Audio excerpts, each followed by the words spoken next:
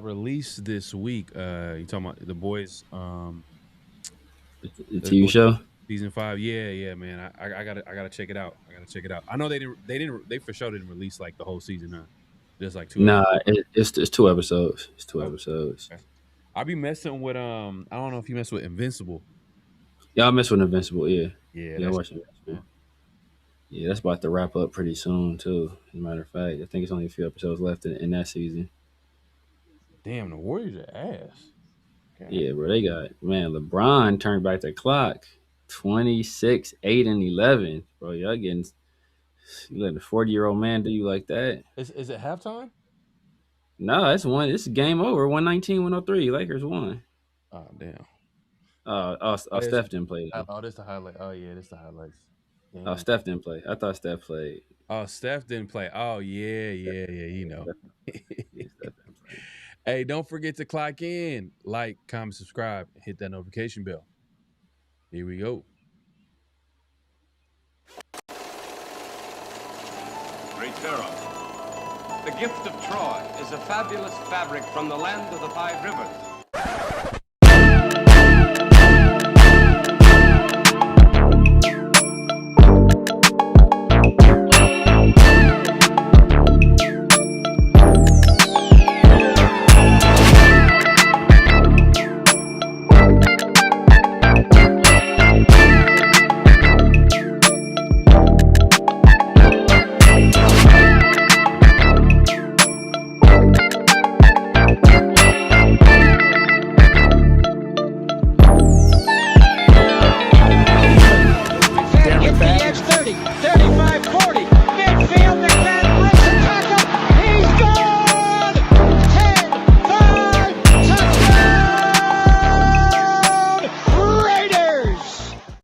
Years ago, when we came to Los Angeles, I really believed that the greatness of the Raiders would be in its future.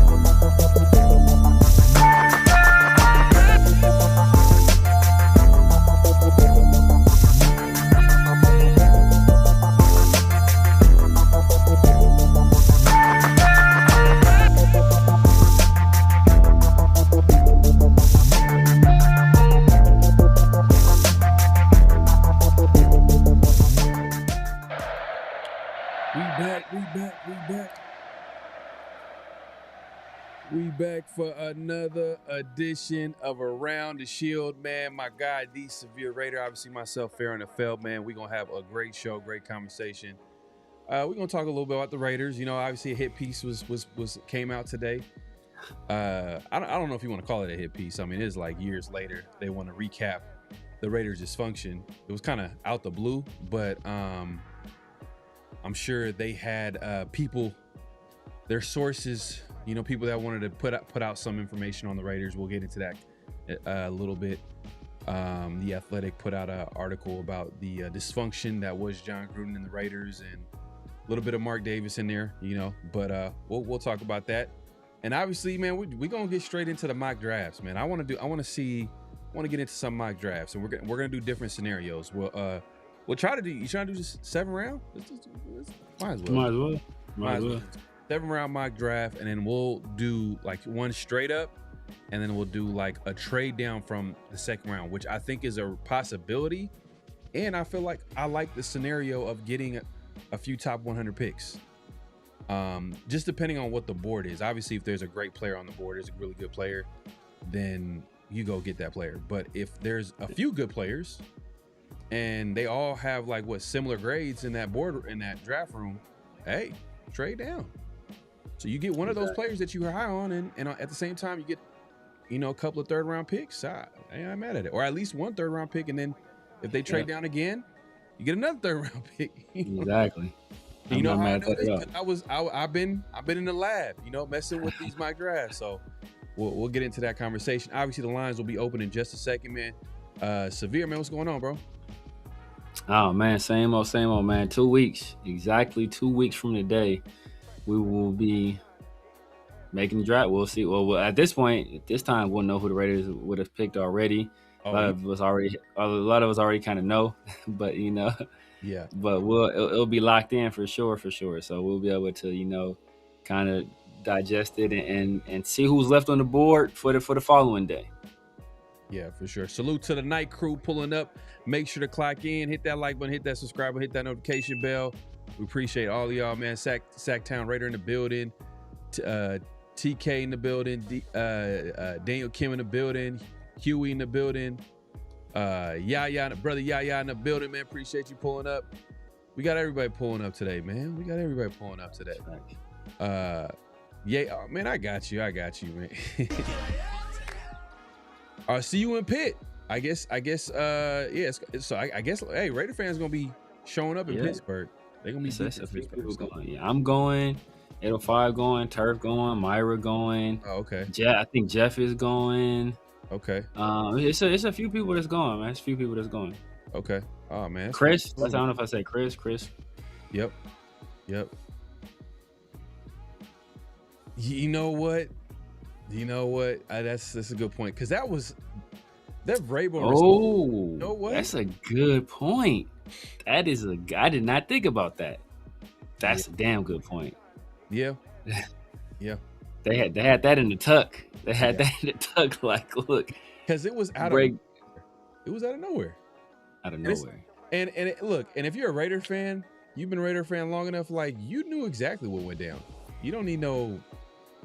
I mean, there was a couple of things in there that like raised your eyebrow, like, you know, like kill tapes by Jon Gruden and, you know, Mark Davis yelling at his mom and all this type of stuff. But I don't know. You know, at this point, I'm like, I knew what happened. Y'all know what happened. You know, Jon Gruden had too much power in the building, and it was a shit show.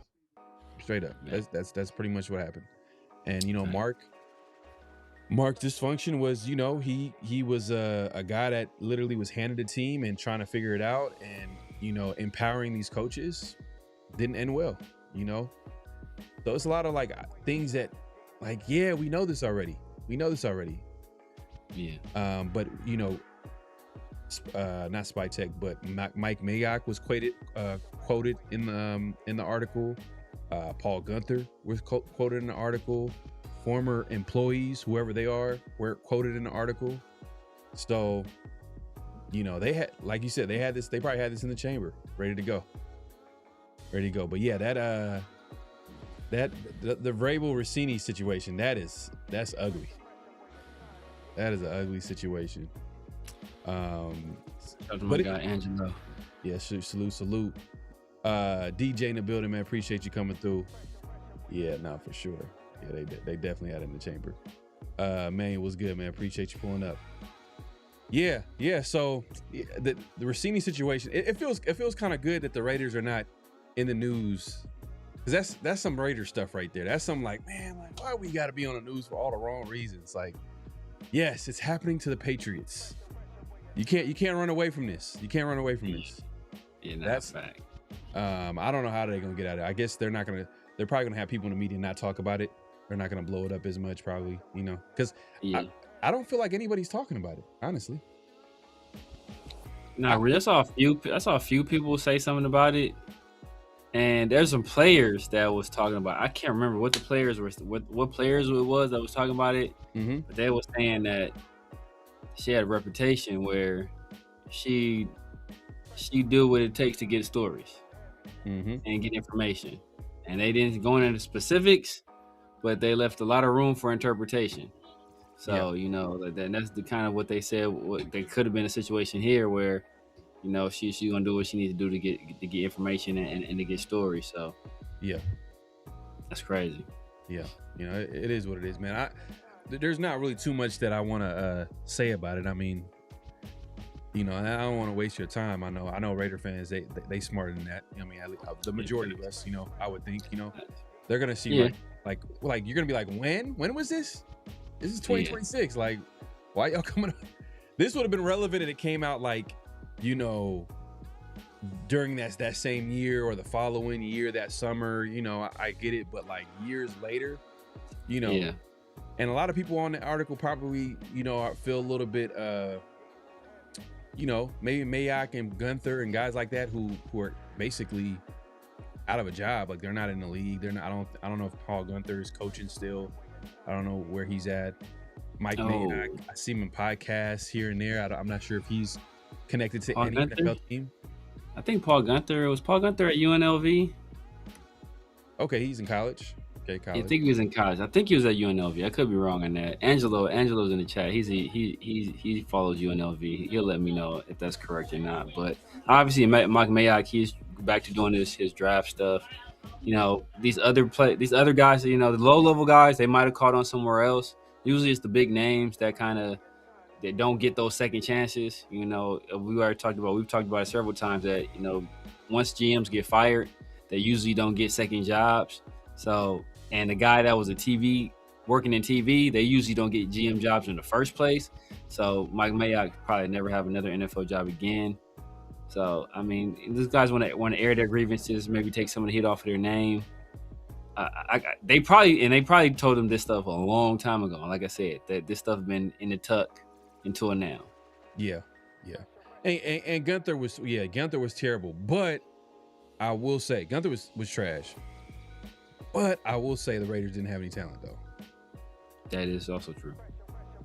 And the point, I think an article was saying that, like, I guess Gruden went up to Gunther and said, "Do you want Khalil Mack or do you want to sign these guys in free agency?" It was like about 5 guys that they could have re-signed or also signed. And Gunther was like, "I came here to coach Khalil Mack." So they didn't sign the 5 guys, or they let them go, whoever those guys were. And still getting get Khalil Mack. and then John Gruden goes, Paul Gunther tells him that Khalil Mack gets traded for 2 first-round picks. And he was just like, "Bro, like, we let 5 guys. I don't have anybody to work with." But I think some of it is true, though. I'm not gonna lie. Like a lot of people, kind of thought about like the whole situation with Gruden, but I looked at Gruden as a guy that, like, he just had too much power. Him as a coach, I think he still can coach, but just don't give him any GM control at all. Exactly. If anything, this is never gonna happen because I like him more as a coach than I like him as a play caller. Yeah. You could be part of the game plan. You could be part of the play design, whatever the case may be. But I thought he was a better. It's an interesting dynamic with Gruden. I thought he was a better coach, if you know what I mean. Like, he just had that way of like motivating the team, getting the best out of the team in some ways. But there are certain things that he would do that we don't got to talk about it. But I remember at the time, when we get in the red zone, terrible play calling, short yardage, terrible play calling. Terrible. But the first 10 plays, scripted plays. Yeah. Woo. And I'll give him this. He knew how to get the ball to playmakers, though, too. That too. Because for whatever Jared Cook had Jared was 20, was that 2018? No, I don't think he was there for Jared Cook. He wasn't there, Jared Cook. He was there for Jared Cook because they they had Jared Cook, and then they let Jared Cook walk the next offseason because they had brought in Waller during the season, signed him off the practice squad from the Ravens. Yep. And then we got a glimpse of Waller that last game of the season when he had that long reception. Yeah, we had two glimpses of him.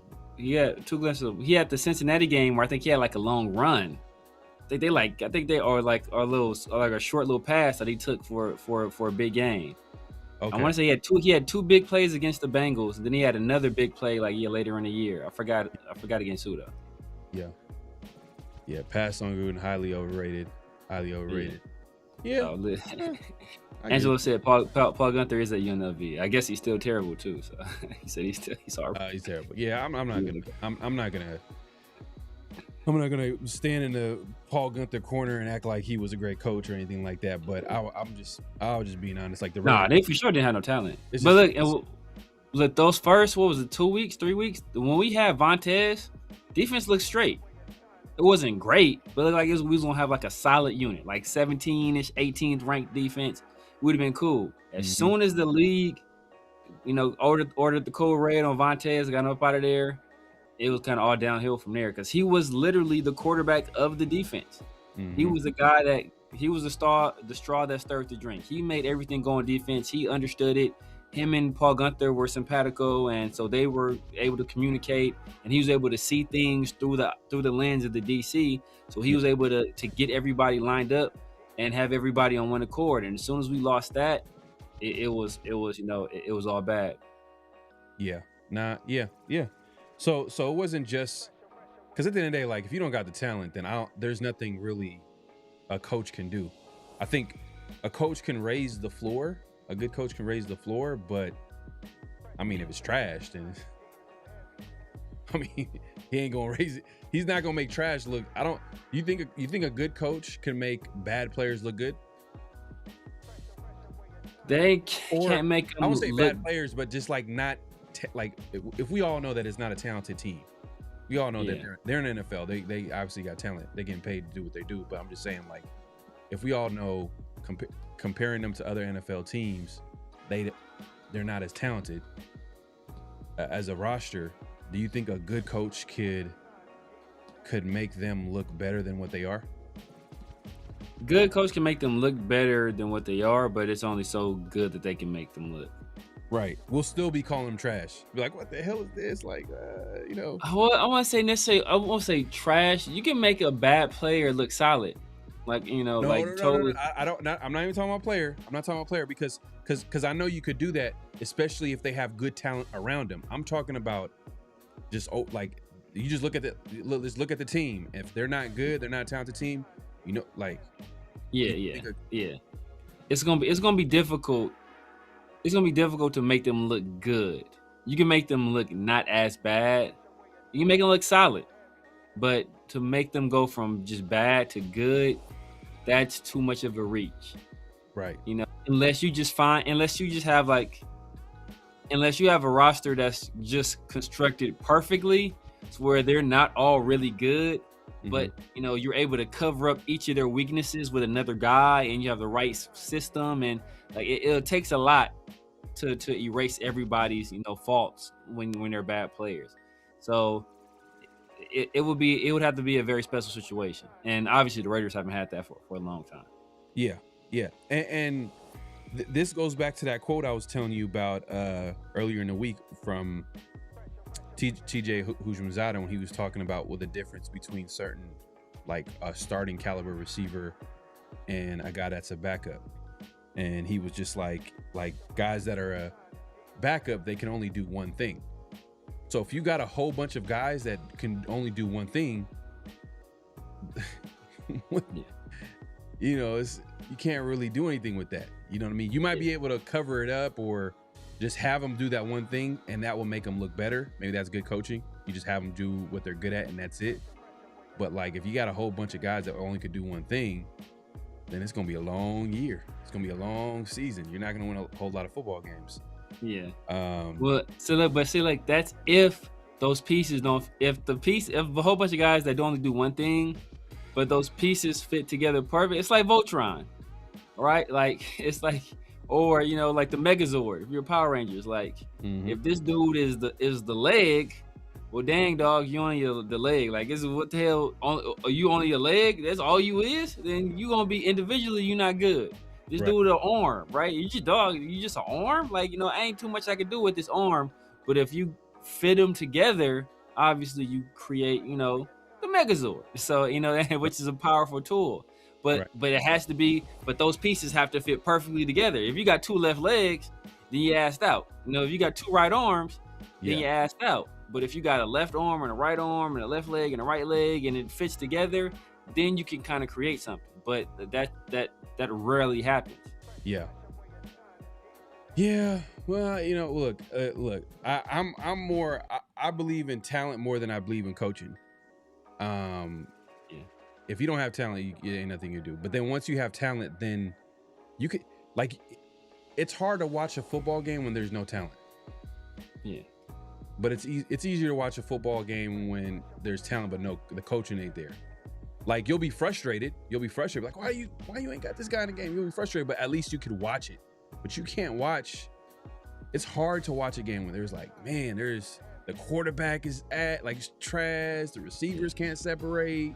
Offensive line is terrible. Am I saying something that's familiar? Oh, the last few seasons. Yeah. I'm talking about Raider football, you know? Oh, man, it is what it is, man. But we appreciate what it comes through. Make sure to clock in, hit that like button, hit that subscribe, and hit that notification bell. So I guess we can all just agree that it was more of like just a random, just trying to move the. I mean, do you really think that was the case? Because that was so. It is the kind of left field that they start talking about the John Gruden situation. I think that is years later. I think it has to do so. I think that has something to do with it. It has to have something to do with it because it came out of nowhere. And like as you said, there were some interesting tidbits in there. You know, you pointed out the kill tapes, and if for anybody that hasn't seen or hasn't read about it, you know, if there was a prospect that the scouting department liked, John Gruden would put together what was called kill tapes, where basically he would show all of their worst all their worst plays, all situations where they messed up, or just paint them in the worst light possible, and then he would give that to the organization or give that to some of the other decision makers to help bolster his argument. And they were saying, like, you know, some of the older scouts, some of the more experienced scouts would still, you know, stand 10 toes down and argue for the prospect they like. But obviously the younger scouts, they knew who John Gruden was and knew the kind of power he wielded within the organization. So they kind of just acquiesce or capitulate and let him have, you know, basically whoever he wanted in that situation. So when we talk about John Gruden having too much power or how he wielded that power, you know, that's one of the things we're talking about. I will say this too. John Gruden is going against the NFL in court, and he's about to trying to get some people on the stand, and some of these guys might be NFL owners, general managers, league executives. He's going to try to get him on the stand. So this might not be as random as we might think it is. You know what I mean? It might be a situation where, all right, look at John Gruden. Look at this guy.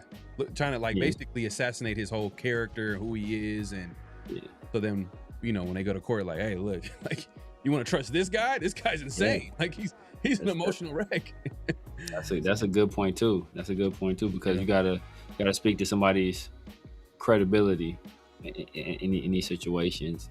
So yeah, that's a good point too. I don't know when that case is going to end up in court though, but they lay the foundation now, and then you can reverberate going forward. And that is very true, LS. Shout out to my guy LS, man. Man, shout out to my guy LS in the building. Appreciate you coming through. Yeah, man. Nah, for sure. Nah, it was terrible. It was terrible. But like, I think it would be terrible. To me, anytime you give a coach, you know, GM control, I don't think it's ever going to work out.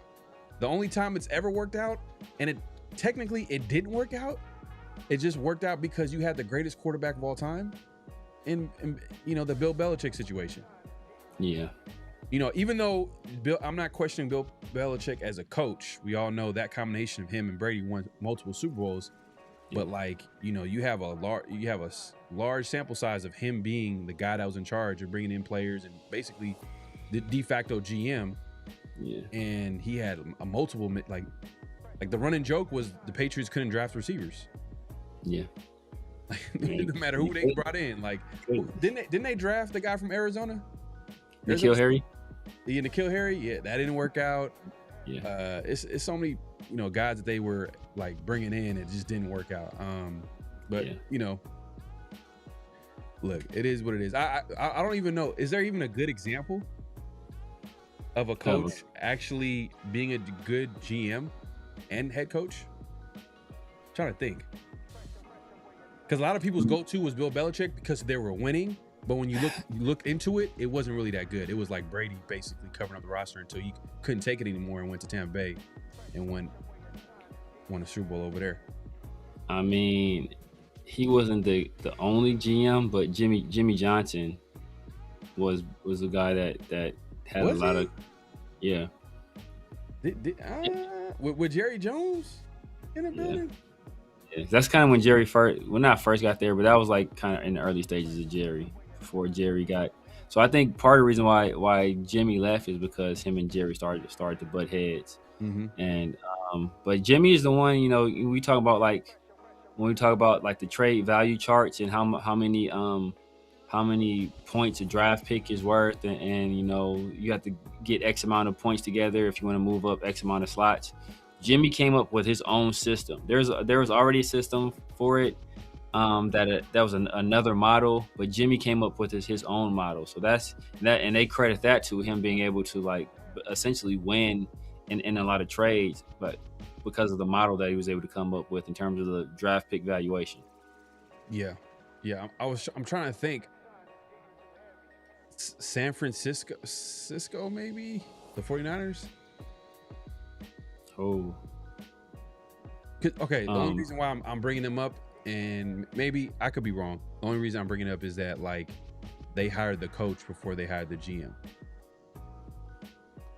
Like they're big. Talking about Shanahan. Oh, right now. Oh, yeah. and so because who has more say and power in that building? I think, but I don't know what the I don't want to speak out of before I know like a whole lot of how that dynamic between John Lynch, but I do remember that Kyle Shanahan got hired before John Lynch, and I'm thinking like, all right, hey, like you're prioritizing who you really want in the building, and it's obviously Kyle Shanahan, and John Lynch was a guy who had no experience whatsoever.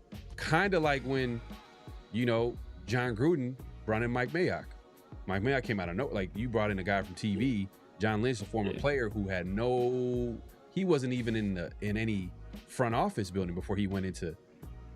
Yeah, not that I recall. I think he did do something else, but he wasn't like assistant GM or nothing like that. So it was like kind of an out of the blue hire. But the difference is though, like from everything I'm hearing, is that Kyle Shanahan and John Lynch have a very collaborative effort, and whereas obviously John Gruden did everything he could to kind of undermine Mike Mayock.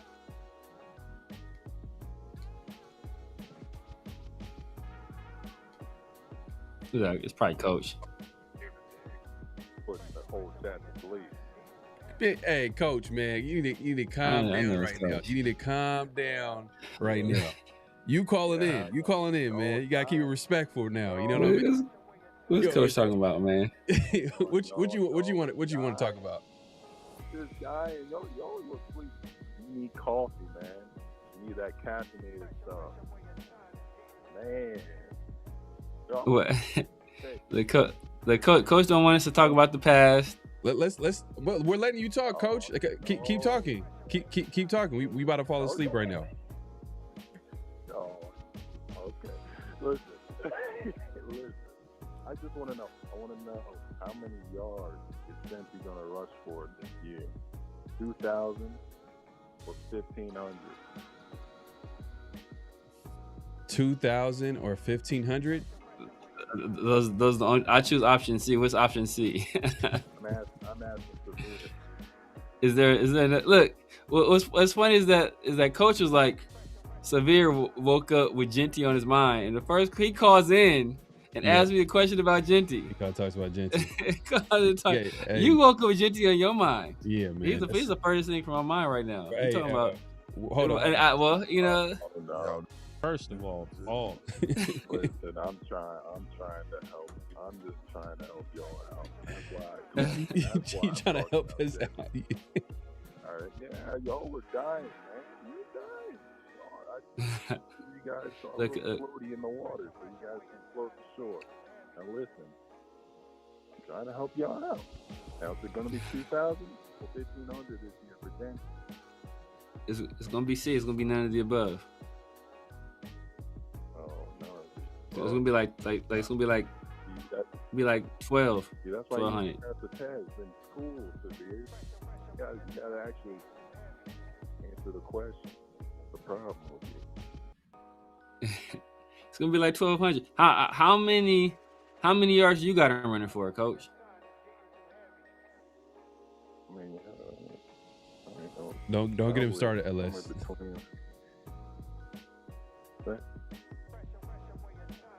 Probably about. He said, how many yards, Coach? 1,700. 1,700. 1,700 what? This man's about to go off. You rebuilt the line.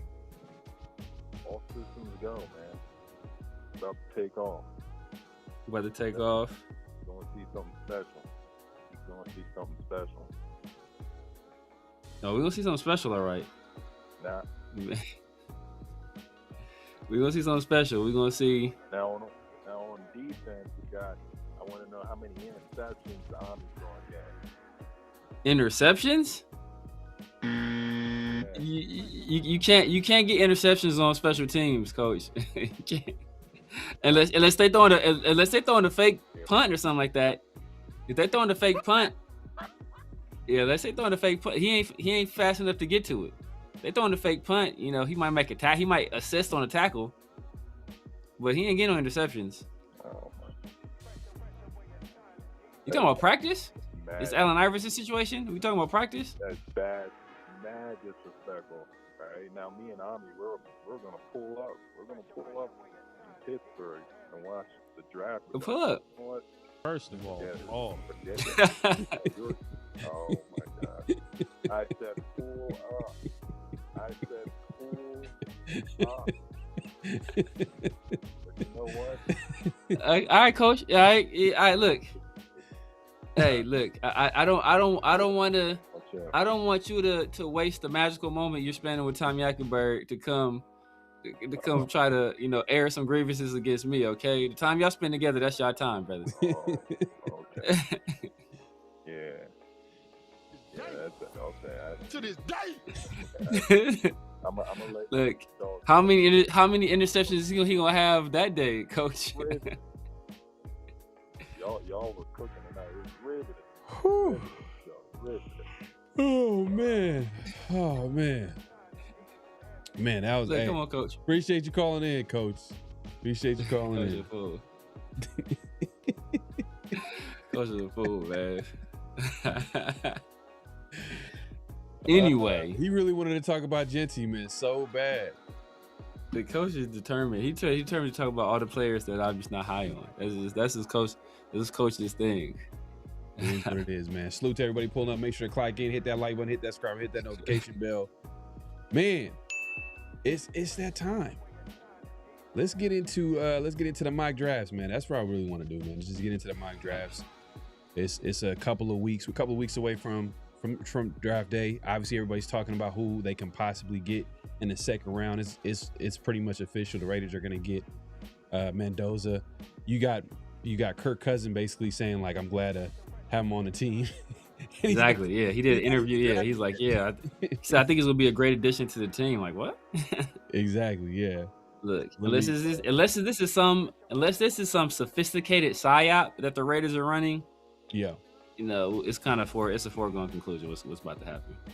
So, all right. So we're gonna do 7-round mock draft. Should I make it? Should I slow it down? Should I go fast? Should I do fast or in the middle? We can do this first one straight, so you can keep it faster. Get fast. Okay, First one could be fast, and then like no trades, just straight through, and then we can kind of do some with trades. We can choose big boards on here. Let's see which big boards connect. Damn. They got one called Consensus. I don't know. I think that's it. I don't know what their version of Consensus is. I think it's not theirs. I think that would be the one. So they still got Trevor Sigma's big board top 100 on there. We can go with that, or we just go with PFFs to begin with. Go with Consensus. Go with Consensus. This is Consensus 49, so I don't know what to expect. All right, let me go with Consensus. I don't want to go with PFFs. Their big board is gonna be kind of ass. It's based on their grades. Yeah. And their grades be all over the place sometimes. All right. So I'm gonna go ahead and enter the draft, and we will do the same. Here we go. Let's see. I guess I can go over here. I'll go here for a second. Here we go. All right. So first pick, we already know what it is. We're not gonna overthink this. We are going to first start this draft. Hold on, let's see. Take Arvel. No, the one thing that we didn't do, it's funny, like the last time we did the mock draft, we didn't look at the trades that were offered to us. We just made our trade. So, for example, round one, obviously we got 18 teams looking to trade with us. Yeah. Well, obviously we're not gonna go ahead and make this. We're gonna draft Mendoza, but let's take a look here. Let's see. You got Arizona, Tennessee, Giants, Browns. Surprise! The mocks that I did, they had the Jets up here too. But you can Jets see are down there. I think they're down at the bottom. Oh no, never mind. That's the other teams, so they're not offering a trade. Like we can offer them a trade, but they're not contacting us and saying interested. So it'll probably take a lot for us to even make the deal. So it's not even worth it. But anyways, let's go ahead and draft this Fernando Mendoza guy. And he's number one pick. All right, pick 36. We're gonna do this version straight up. So Colton Hood is on. I don't know how you feel about him. I like Colton Hood. This is another offensive tackle. Max, can't even pronounce his last name. Not sure. Yeah, Max. Yeah, not sure. That's my guy too. I wouldn't hate that. I wouldn't hate Emmanuel Pregnon either.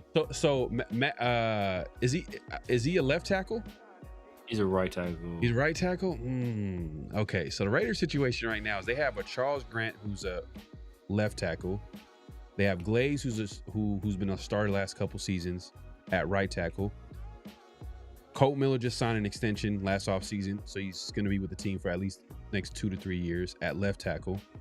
Does it make sense to draft a right tackle and just have Charles Grant sit on the bench, even though Charles, for whatever, let's say he has a great offseason, he's ready to go? Yeah. Or would it make sense to have him transition to right tackle and then draft a developmental left tackle later on? Depends on how the team feels about. First of all, it depends on how they feel about Glaze, and what trajectory do they think Charles Grant is on. If they feel that that after this season he'll be close enough in proximity to what Colton Miller is to justify letting Colton Miller go, saving money on that contract, getting younger at the position, then you go for a right tackle right here. But if you feel that it's going to be a long time before, or if you feel like you're keeping Colton Miller in here for the long haul, it's going to be a long time before you see Charles Grant on the field, then you might have to consider moving Charles Grant to the right side if you ever want to see him on the field, if you feel he's one of your best 5. So right. It all depends on how they feel about the situation. I'm fine with taking Maxi Iheanacho. Like I think he's a guy that there is a little bit of projection there with him because he didn't play football for a long, for a while. I think he just started at like ELAC, East LA College. So all through high school and as a youth, he really didn't play it. So he's still learning the position, and to be worthy of a second-round pick this quickly in his football career, that says there's still a lot of potential there to be mined, and his physical gifts are off the charts. But if the Raiders want to go a different direction, I wouldn't hate that at all. LS says Pregnon is nice, but I prefer to wait till the third. I feel you. Yeah. So honestly, I'm not gonna lie. And we can make this. We could do the next one straight up, because this is. Let me look at let's look at like receivers right now. Let's see who's available.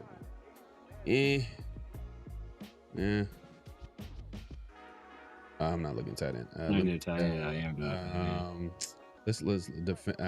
They would have been up there already, but unless you look at defensive linemen, maybe. Well, Christian Miller.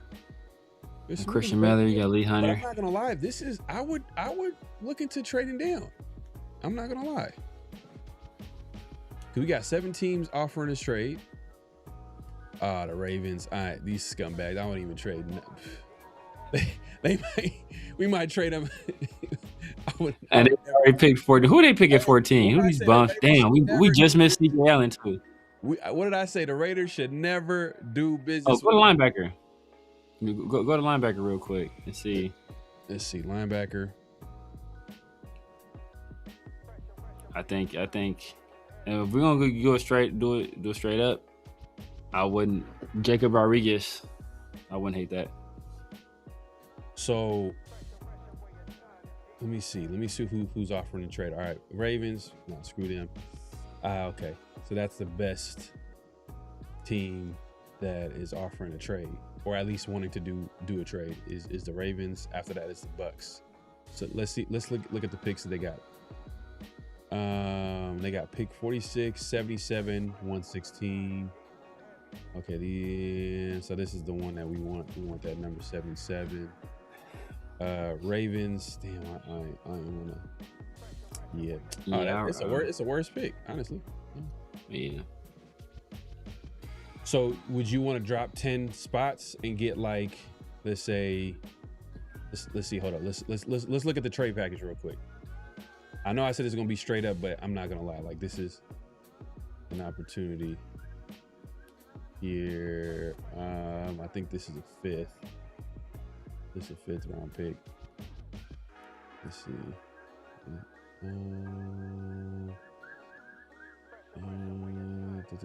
Let's give him that 4th. Okay. We'll give him this 4th, and we get a higher 4th, and we get that 3rd round pick. Yeah, they ain't rocking with it. 25% chance he'll be accepted. Let me see. 8% chance if I get this 5th. Let me see. Oh, they denied it. Okay. I'll just change it up to this. 25%. Oh, damn. Yeah, they rejected it. You gotta take off that. Oh, you know what? I'll throw in this 6. You think it's worth it if I throw in this late 6 right here? Yeah, I don't know how much I'll probably move to like 32%, but it's still the same. It didn't move at all, did it? 32%. Went to 32. I went to 32. It went from 25 to 32. Oh, then do go 32. Okay, then okay for sure. Yeah, they ain't rocking with it. We could be able to get that. We can take off our late round picks and take off that. Let's do this. 38. I take off that late. Then we're losing a lot of picks. I take off our 2 late round picks. Take off 116. Get 155. So okay. So 185, I believe, is that's a 6th round pick. That's a 6th round pick. 6th round pick. 175 is 5th. So we got 2 6th round picks. So this is just a higher one. Yeah, we got that. That was a Taron Johnson. Yeah, I'm not gonna lie. There's the only team that we're gonna do a trade with. If they don't want to trade, then we're just gonna stick and pick. Let me just. Boom, accepted. Okay, all right. So take that. So basically, this is the trade. So we traded spots from 36 to 46, picked up a top 100 pick, number 77. We traded a 4th and a 6th round pick, and we picked up a 3rd and a 4th. I'm mad at that. Cool. All right. Let's see who's on the board. All right. Boom. Christian Miller, popular pick at. Remember last week we took him early in the second at number 36. He's still on the board. Let's look at linebacker. Let's see if Rodriguez is still there. I think he got drafted though. I'm pretty sure he got drafted. He got drafted. Yeah, he got drafted. Yeah, I figured he was getting drafted. Okay. So where would you put Rodriguez if we would have drafted him? Where would you put him? What spot would you? Because I know we're running a 3-4 base, but then like, what is it going to look like when we? Like, is he going to be a starter? Are you starting him over? He's probably a starter. He's going to be. He can because we just signed linebackers with all that all that money. I'm just saying. Yeah, but like I said, with Quay's going to be like a kind of like a. He's going to be like a movable chess piece. I don't think he's going to be static in one spot. And like I said, he's kind of a better fit as an outside linebacker in the 3-4 than it would be inside. And when you run 3-4, you need 2 inside linebackers. So it'd be N'Kobe Dean and Jacob.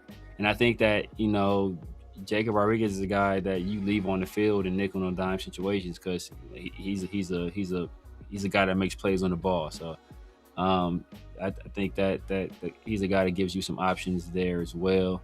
I think he could play next to N'Kobe. I think he can play next to Quay.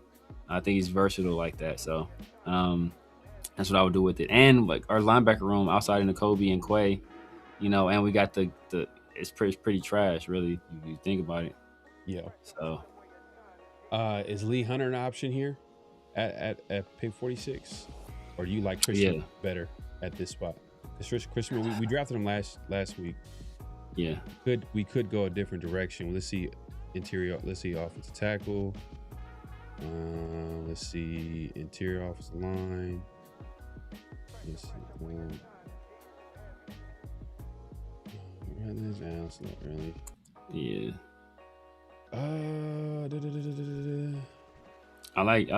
like the Jackets kid. He's an edge, but look at safety. Let's see. Safety early. Actually, hold on. Trade on. Oh, they have him low on here. Okay. We could go Christian Miller. I'm good with Christian Miller. I mean, he's a guy that's an interior. He's a little bit more versatile than Lee Hunter, I think. Give more but he also could play that. Also can because he didn't produce a lot in terms of pass rusher, but he has the tools to do it. And if you coach him up well, I think we can get a little bit more out of him. So I'm good with Christian Miller. Great. Let's do it, Christian Miller. Back-to-back weeks. Here we go. I ain't gonna lie. Your boy. I know that's your guy. That's right there. I know they listen at corner, but that's a free safety right there. Got range, can cover, come down, tackle. Let's see. Let's see offensive line here. Let's see. Because I know a lot of them I did. Let's see. Tackle. Markel Bell is the big boy. Yeah. I think we drafted Markel. Yeah, the huge guy. That's the huge dude. Yeah, 6'9".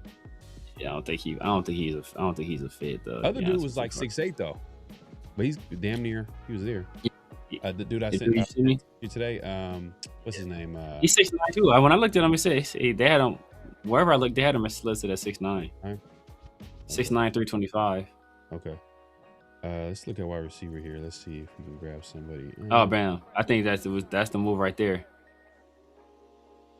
You want Ted Hurst? I think that's the move right there. It's either him or Stoops. Those are the only two. Those are the two guys. And if I'm going, I'm probably going. Well, we picked. So I think we picked 77. We picked 77. Yeah. So if we pick 77, who on the board. Let's see.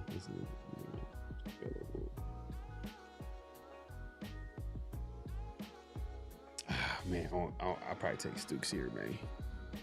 If you want to take Stooks, I'm not mad at that. Like me personally, Hurst is my Hurst is my guy. I think Hurst is. I mean, I like. There's other safeties that I like too, but it's just once but who do you see on there though? So I think Bud Clark. I think both of those guys. I would take these guys I would take these guys later. Kamar Ramsey, Bud Clark. Wheatley, of course, some people have him going early, but I guess it depends on the person. I like Wheatley. Clark, obviously a playmaker, ball hawk. I think he'll go you can probably get him in the fourth, third, late third. But if you want to go ahead and get a wide receiver here, let's see what Hurst then. Okay, DK saying Hurst then Stooks.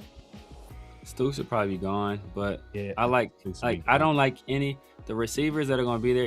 We could take a chance. Do we think Hurst is going to be there? Okay, well, how do you feel about Surratt? How do you feel about Bell? I mean, Surratt but we kind of have a Surratt in Surratt, like a big slot. Skylar Bell. Bryce Lance. Nah, I'm cool. We already have like Dante Thornton type. Yeah. I like Hurst because he offers you big playability and he offers you like a guy that can win in jump ball situations. Like there's not another guy out there that really maybe Bryce Lance, but the whole North Dakota State thing. Dejon Stribling, that's a guy that Raider Ray sent me.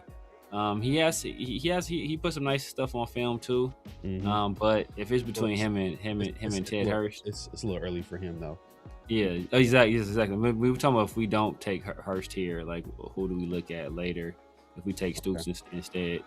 But all right, let's do this. I do think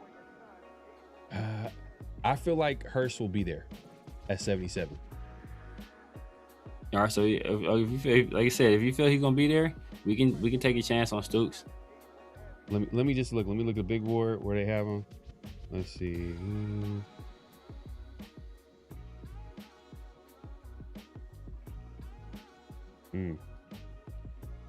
Damn,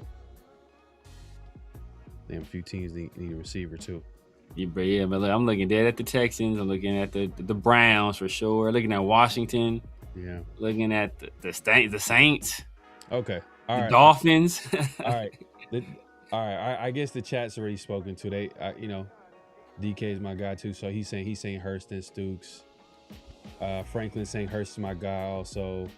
You may be able to get Stooks first and still get Hurst at 77. See, that's what I'm saying. But I don't know. It's kind of risky. Yeah. It's kind of risky because Hurst is I think he's the first receiver on this big board. Yeah. Not Malachi. You got Malachi Fields and Antonio Williams. Okay. But I don't. Let's go trade down. Let's go trade down Stooks, and we'll take the chance. And if not, we can get Jacoby Lane later. He's still there.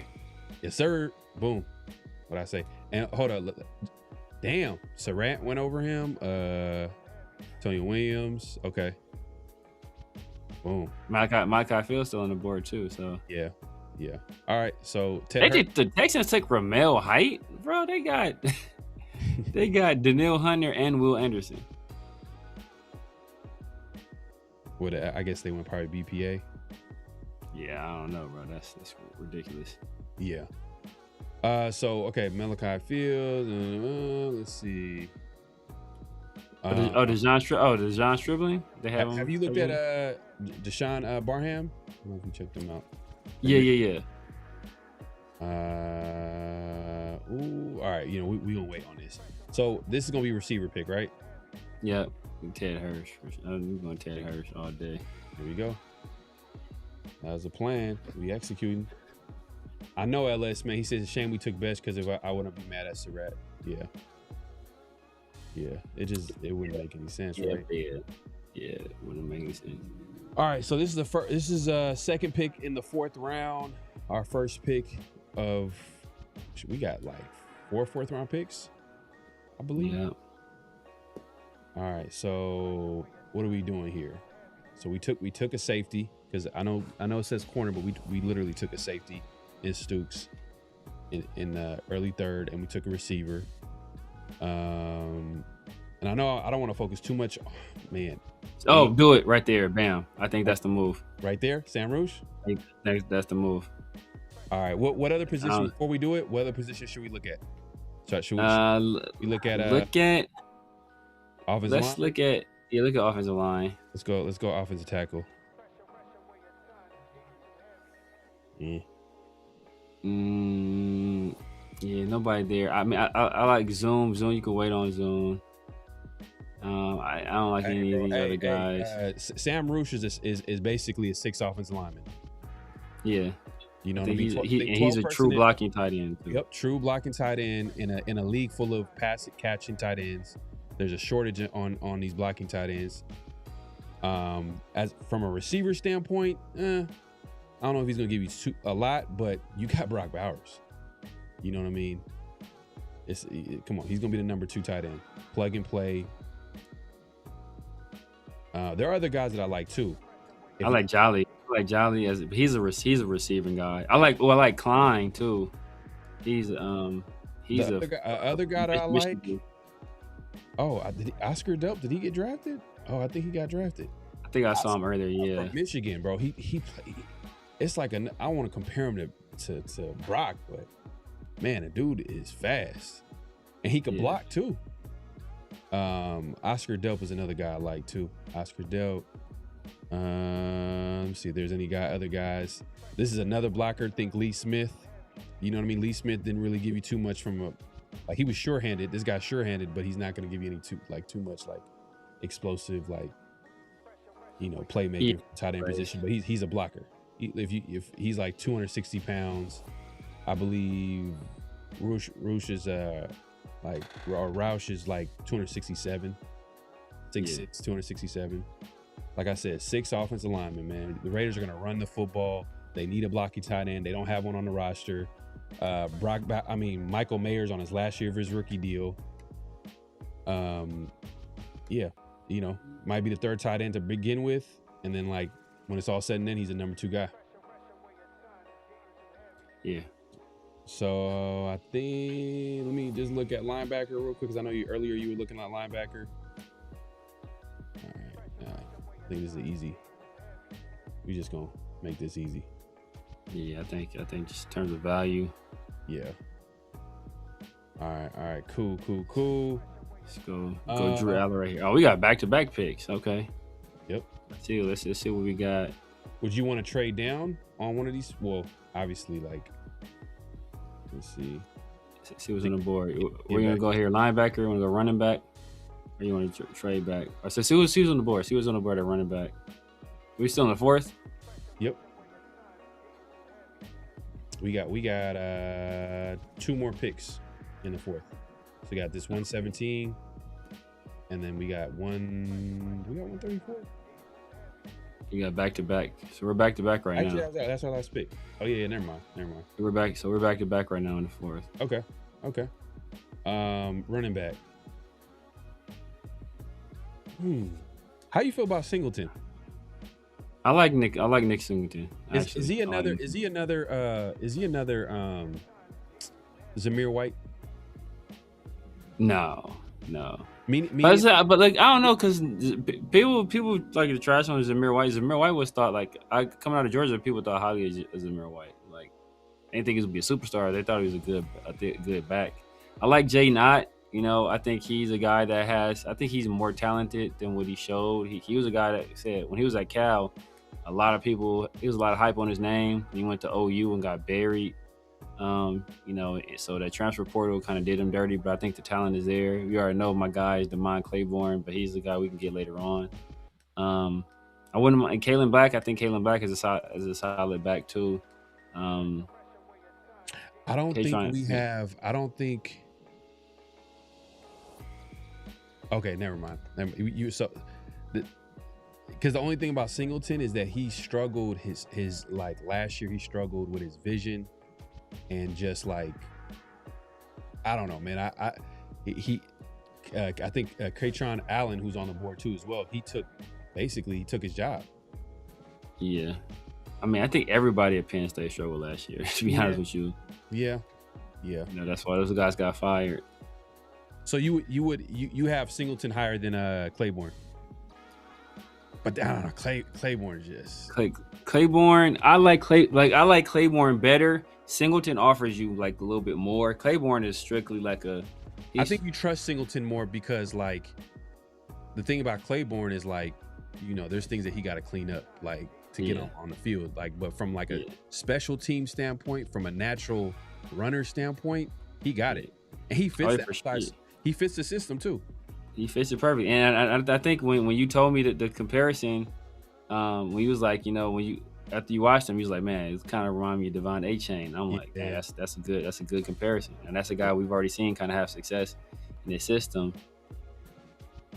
No, facts. But I think we can still wait on him though. To be honest with you. Okay, so we'll wait on running back. Let's actually take a look at the next time. When's the next time that we Now, unless Seth McGowan went back to jail. Let's see, 175. So that's a long way. So we probably gotta take him with the second. We gotta take him with the second one. We could trade down though.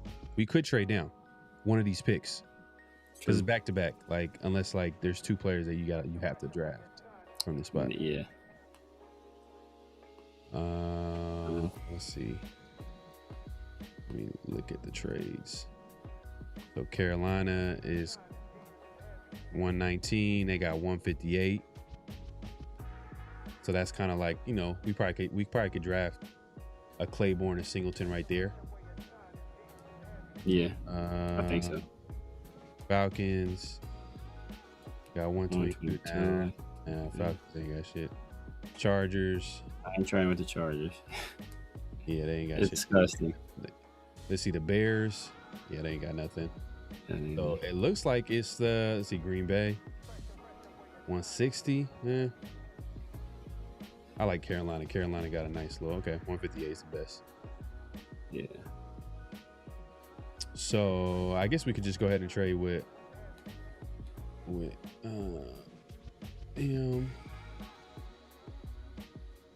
and get that. They're not gonna do it. See if they do it for 159. Take off 158, put on 159. Let's see. Still ain't doing it. Yeah. So offer them 175 or 208. So you too quick to give up. You just want to give up everything. Just take everything. Just take it. Let's do 208. Okay, boom. 39. That's good. It went from 0 to 39%. Not bad. Let's see. 116, 208 for 119 and 158.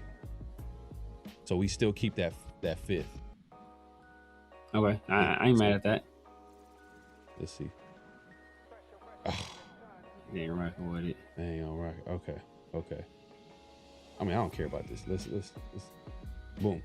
You want to throw in that seventh? I'm pay. Throw it in. Boom.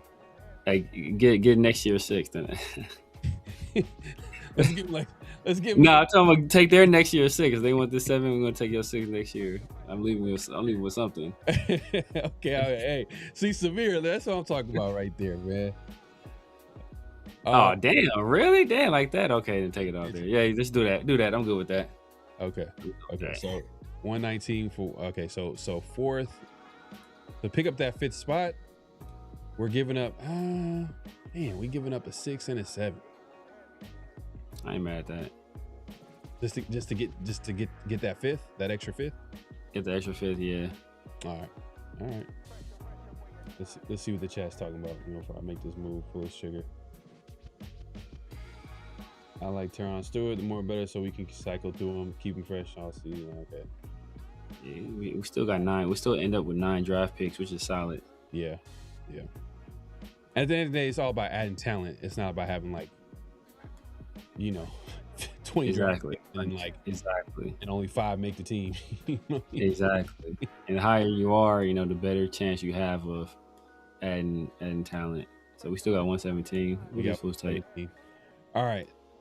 So far, this is the pick so far. We got Mendoza, Christian Miller, Traydon Stukes, Ted Harris, Sam Rouge. Go back to the draft. Let's take a look here. Let's see.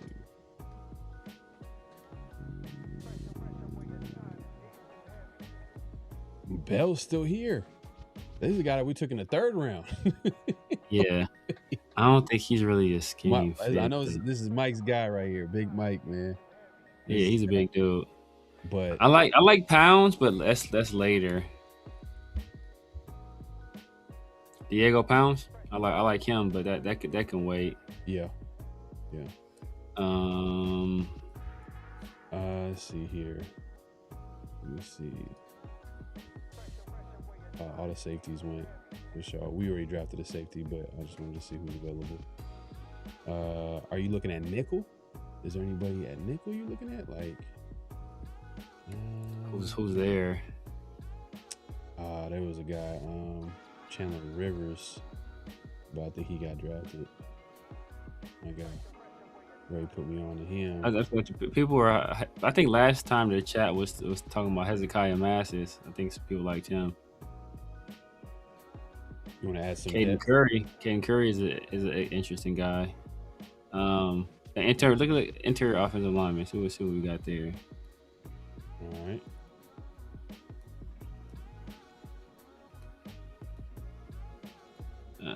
Yes, Sanders. Jaden Robbins, the guy. Roberts is a solid guy, but that's a guy we can wait on. Yeah. Let's see. I mean, I wouldn't mind grabbing another receiver. You know what I mean? Let's see. Look, we can wait. That's the guy. Look, that's that guy right there. Jeff Cole was a guy I wouldn't mind taking late. John Stribbin is solid too, though. But the thing about Jeff Caldwell, he's basically Dante Thornton's cousin. Like, they related when it comes on the football field. We're talking about a football field. Like, they look like they about to do something. They have a great combine. But they're combine warriors. Because his first of all, his combine was crazy. Like 40 plus vert, 4.3 speed. Yeah. You know what I mean? He's what, 6'4", 6'3", 6'4". Yeah. Like, everything that you could that you can do as a wide receiver in the combine, he did it. But he don't play like that. He played, and then the reason I know this is because I was watching my boy Brendan Sorsby. He don't play like this, bro. He don't play like I don't know, man. It would just be a project. This is a guy I would take like in the 6th round, maybe 6th. Oh yeah, for sure. Yeah, so yeah, I'm not taking him now, but I'm saying like if we wait, that's a guy I got circled. If we wait on a receiver, and if you want to take one now, it would be Stribling, but that's the guy I wait on. That is Chill Ray had a good point. Do we think we take a kicker? I think we probably do at some point in this draft.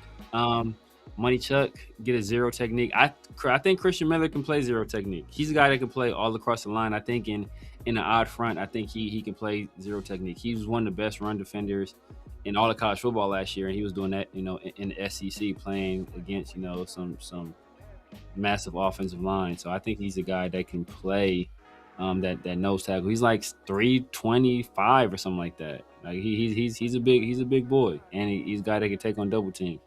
So this is a guy I like just for special teams. No, as a returner. Xavier Thomas, punt returner, kick returner, special teams guy right here. So I don't know if I would draft him this early, but if we're gonna go receiver, I guess Stribling would be a good guy to take. How you feel about Xavier Harris?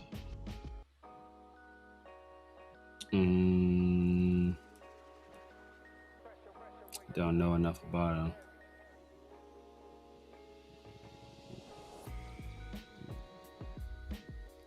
Sharmini, Austin Barber. Now, let's see. Linebacker. We could go linebacker here. Damn, VJ Payne is nice too. So, all right. So look. Hear me out. I know we took Stooks in the third, right? And he would be the free safety. I believe Jeremy Chin is on his last year of his deal. This upcoming year, yeah. Last year on his deal, strong safety. This next year is his last year. VJ, let me see. Can he play in the box? Yes, he can. So this could be a guy that could be a projected starter, not next season, but the following season. You could bring, strong safety. Sometimes you got to replace positions before you need to replace the position, right? As a Jeremy Chin replacement. Mm-hmm. I mean, Polamalu, you could say Polamalu could be the guy that you project to play there, but Polamalu is kind of like one of those got a depth piece. I don't know if you see him as a starter on the defense. Polamalu? Yeah. No, not really. I'm not. Yeah, I prefer not to start him He's a depth piece, core special teamer, right? To be if we're being completely honest about what he is as a player. What other linebackers they got there? Go back to linebackers one more time.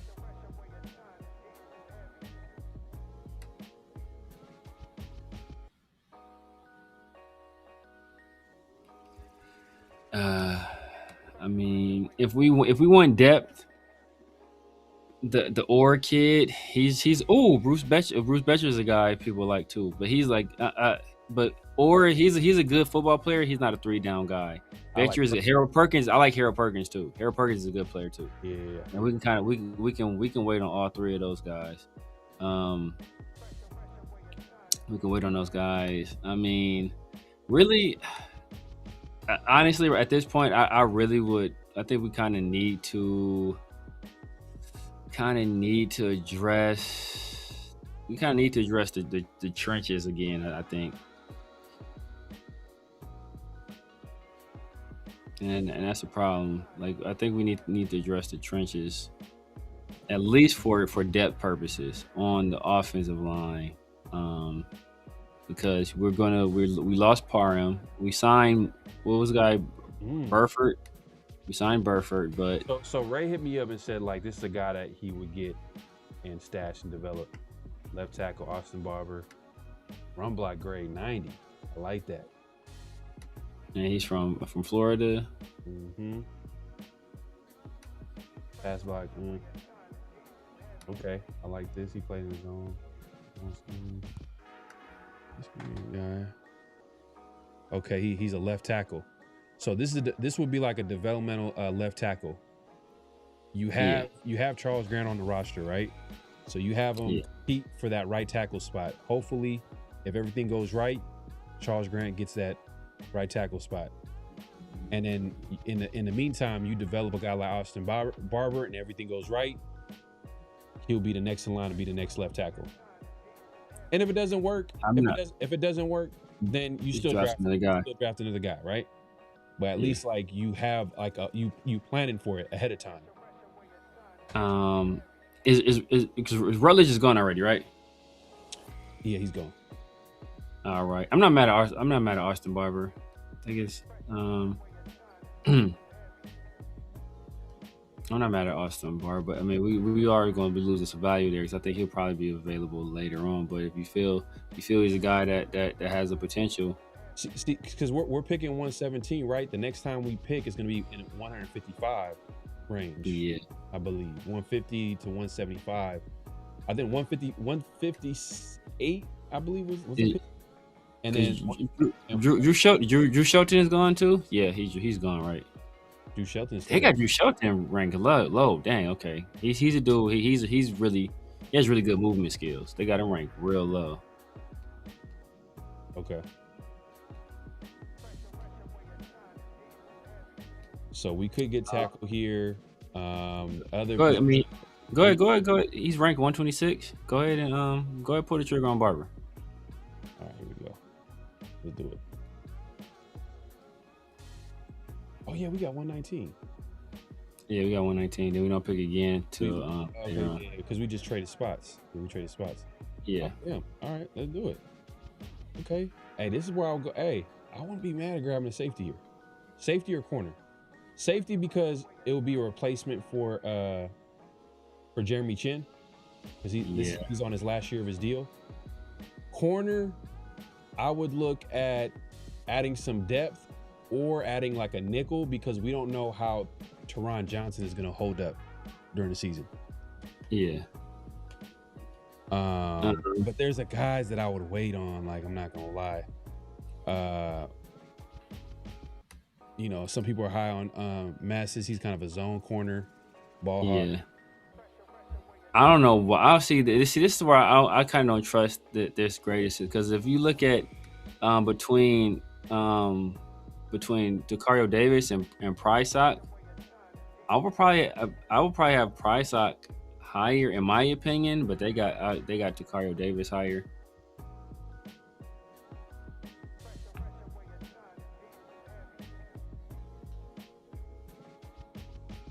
Man, he's 6'4". Yeah, he's a big dude. What did he run? I don't even remember, to be honest with you. But I would have Prysock higher, but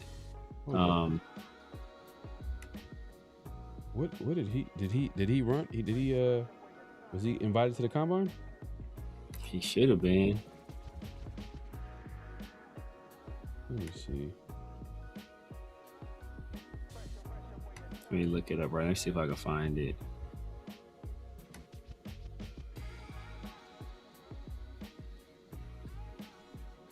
Let me see this. We'll look at. Hey, if you haven't, make sure to click and hit that like button, hit that subscribe, hit that notification bell. So hold on. Let's see here.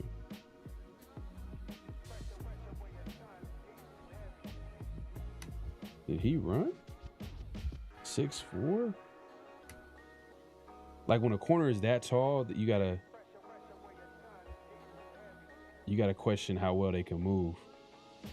The other guy,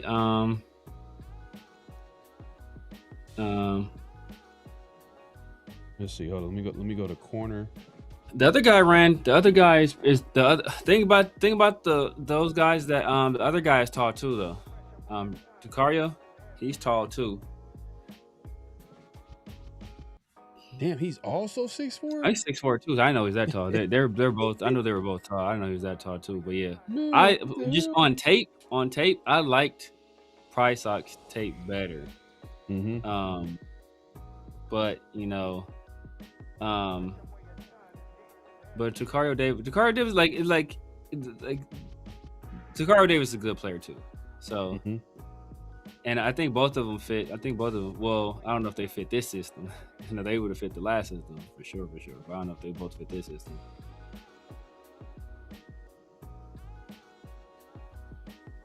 I think what pushed Decario Davis up is that he had a good combine. Mm-hmm. And I think it just looking at the tape, he's not as good as in my opinion, he's not as good as Prysock. Damn, I'm not even.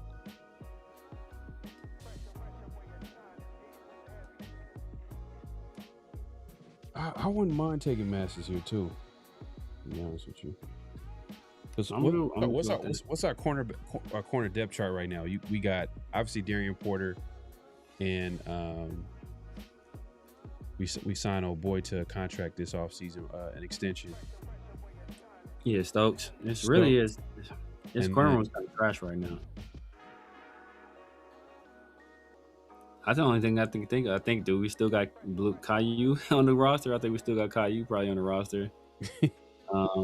Teron Johnson, obviously. That might be everybody at corner. So we let what you call it walk. Holmes walked, which was good. We picked up we had that undrafted free agent, I believe. He was a nickel. Was he undrafted? I think he was an undrafted free agent that we picked up in the offseason. I don't remember his name. Let's see. Where's depth chart?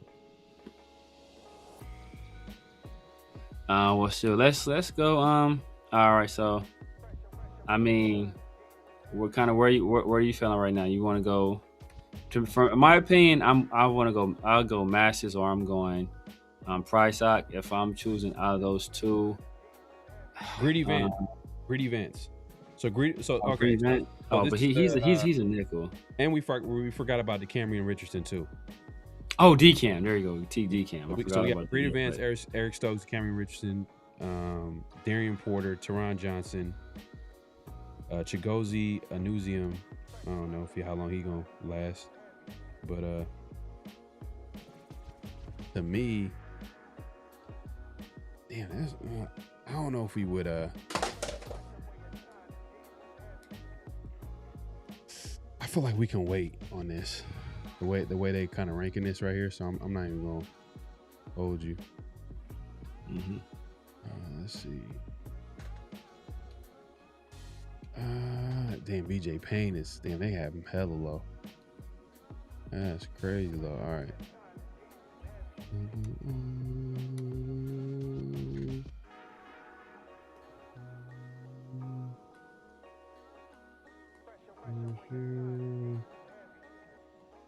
Yeah, man. Would you throw in another receiver? Stribling? But then it's like, does he have any special teams value? That's the only thing. I don't think so. Because if I'm gonna double up on a receiver, then I want to, I like the idea of getting someone that at least could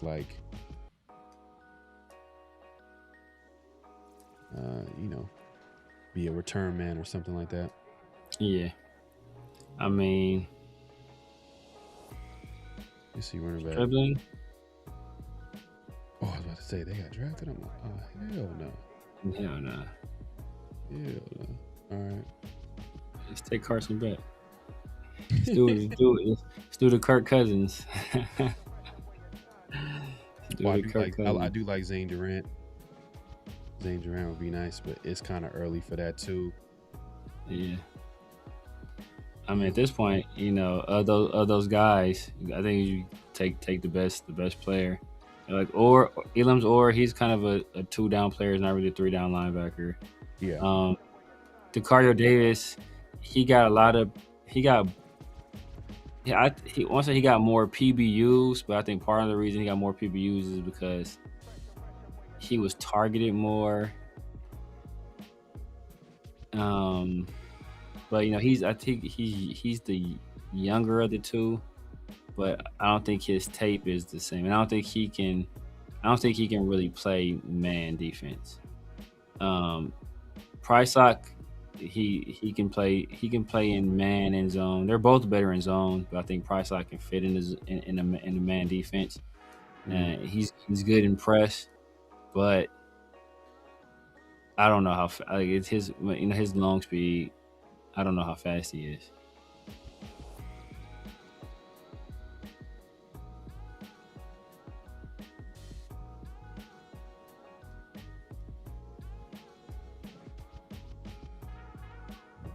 You watch Caleb Elarms?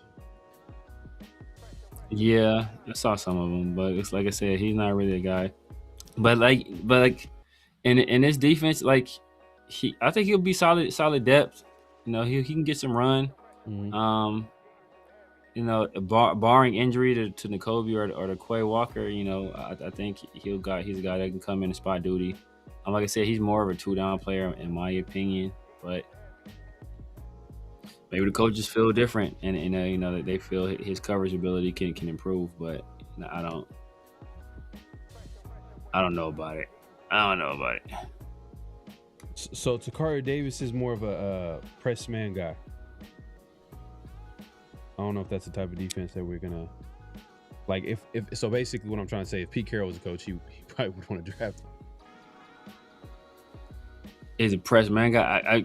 I feel he'll be better in. So I don't think he has a full hip fluidity. To be honest with you, what you call it as basically a press corner in a cover 3, a zone corner. Oh yeah, like a zone corner. Yeah, Mm-hmm. yeah. Both of them. Both of them kind of are that.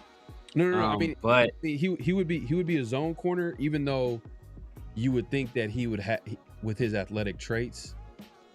Yeah. You know, you would think that he probably can play press man, but he's really like you saying, like he's not as fluid as an athlete.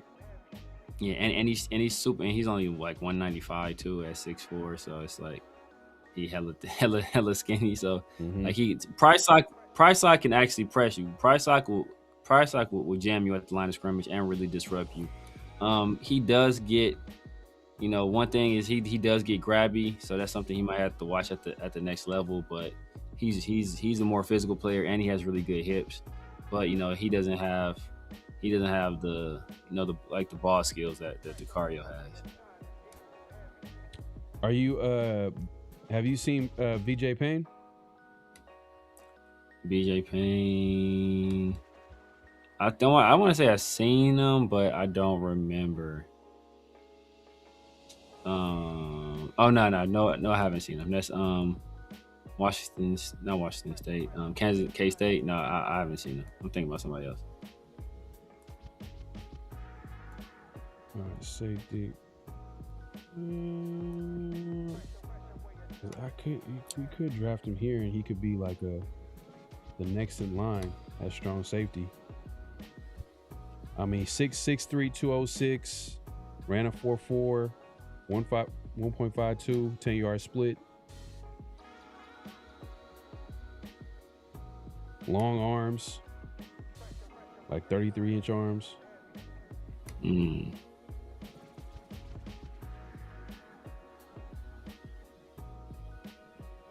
So I'm just saying, like, I think that I think this would be a good spot to take a replacement for. Damn, they got what? Damn, they got. Yeah, look. Let's go. Go with. Let's go with Orr. Let's go to the linebacker Orr. He from what you call it? He from Hayward. He went to Cal with Mendoza. I just looked it up. He went to Cal with Mendoza. And they said that one of the things that I was just reading about it right now. They said he every single year he showed tremendous growth. Like he got better every single year. Okay. And thing about Harold Perkins is that Harold Perkins was like really good as a freshman, and he was cool the beginning of his sophomore year, and he's never been the same since then. Yeah, but then I also heard that they kind of misuse Harold Perkins in LSU, but he has talent, and like he has talent for sure. He's explosive. Yeah. So he could be a guy that could be like an outside linebacker, like in a 3-4 type. You know what I mean? Like, or standing, like pass rusher. See, but I don't think we need that though right now. Well, I mean, look, like when I say VJ Payne, it's kind of another situation where you could be like, well, Kuntz is on a 1-year deal. Max could possibly get traded. You know what I mean? Like it still could happen. So I'm just saying we don't have to draft it here, but I'm just saying like maybe we could like circle back on this later on. But you said you like Orr? Yeah, I'll go Orr here. I'll get another addition to the linebacker room. All right. All right, 158. So Singleton got drafted. I could tell. Singleton. But I'll take Claiborne here. I'm good with Claiborne. I'm good. Hey, I'm good with my guy Claiborne. You know, that's been it's one of my guy, my late round running back this year. So. Let's just double check. Damn, okay. McCline in there. Let's see. This one, double check. All right. Yeah, this is the easy one for me. I'll do Claiborne. All right, pick 175. I think this might be our last pick. Last pick. Oh, there's this. I know someone's asking about Seth McGowan. He's the heat right there, but we already got our late round running back. Yeah. Hey, look. Yeah. Take Green and move him to receiver. But I'm not gonna lie though. With Claiborne isn't like an immediate answer. He's more of like year one, he has to basically earn the trust of the coaches, to be honest with you. Yeah. Some of the issues that he got to clean up are like, he has to fix them before they can like put him out there, which is like ball security, third down stuff, like pass protection and receiving at the backfield type stuff. But as it like, man, you give him like a couple of plays, run to the outside, some outside zone play, runs, and then at the same time also have him like in special teams returning kicks. Man, there you go. Somebody asked about Drew Bowery. I think he had a good combine. Drew Bowery from Boston College, he had a good combine. I think he was hurt last year. Someone was talking about Reggie Virgil earlier.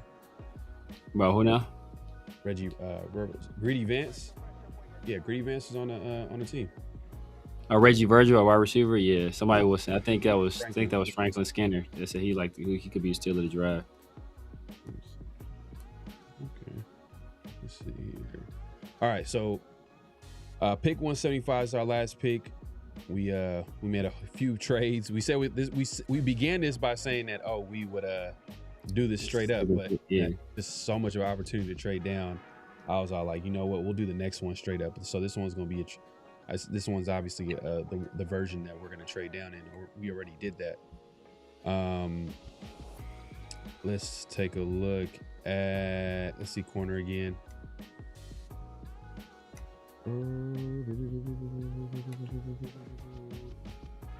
Damn, those dudes went quick. Dang. Yeah. The guys that we were looking at. Is what's called there? Who? I'm talking about that safety. Did he go already? Went. Yeah, he went. And your guy, you were talking about Jacob Thomas. They got him low on here. Yeah, they got a little bit low, but Lewis Moore, he's more of like a too high safety. Yeah, I think Bishop Fitzgerald is kind of the same. Aren't they like, he's like isn't he like 5'10", 5'11" or something like that? I don't know if he's a strong safety. I'm just looking at strong safety guys that can play in the box that can possibly replace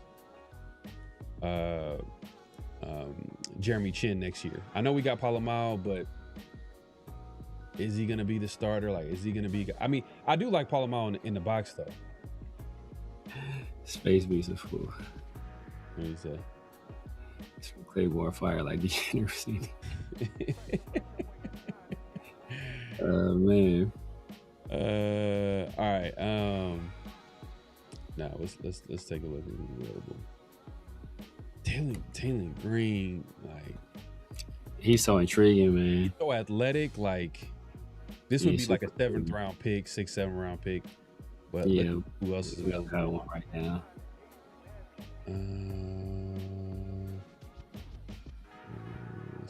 Let's see. Remember that Xavier Thomas guy I was talking about? Is he available? Yeah. Damn. He just went? No, I'm just looking at Will Carson-Mark. I mean, he's not going to give you like upside as a receiver like that, but he's also sure-handed. Yeah. He's going to make his money from a blocking perspective. He's like one of the better blockers in the draft. We could have took him here. You know what I mean? I'm just looking at the value. That'd be a good. Sam Roush is like basically looked at as the best blocker in the draft. So like that, a lot of people are calling him the best blocking tight end in the draft. Yeah, and Stanford tight ends are usually pretty solid. Yeah.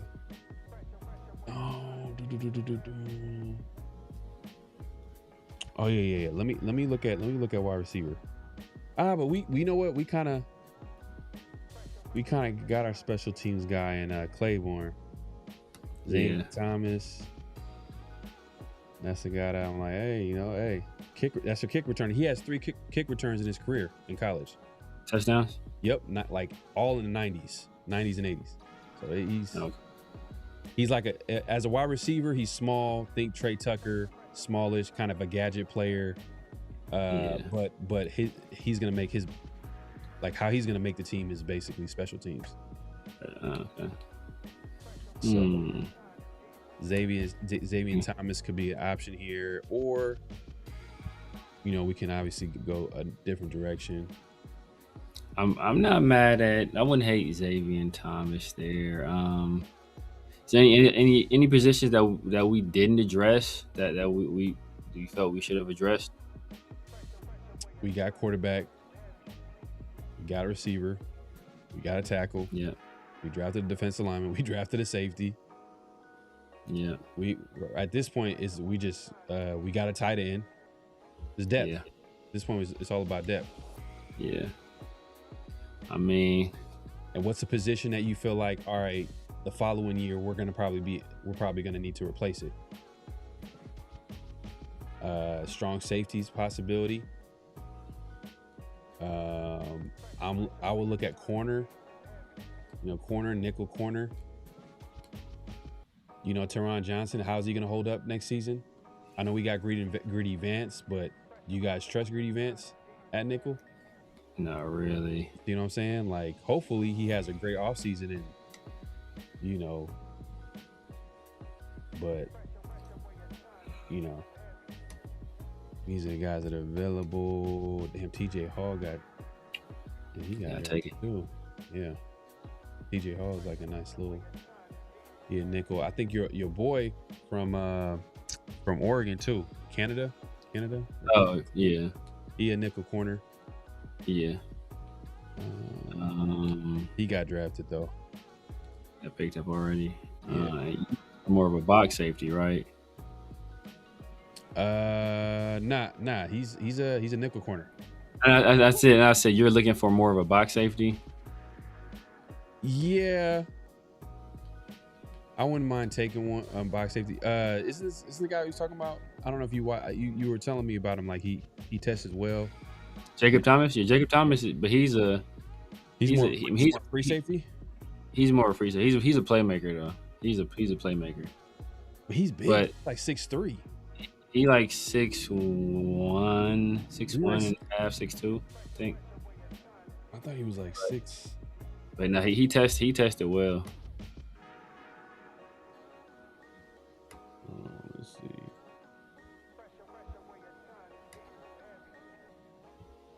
And you said, hold on, Jacob Thomas, right? Yep, Miami.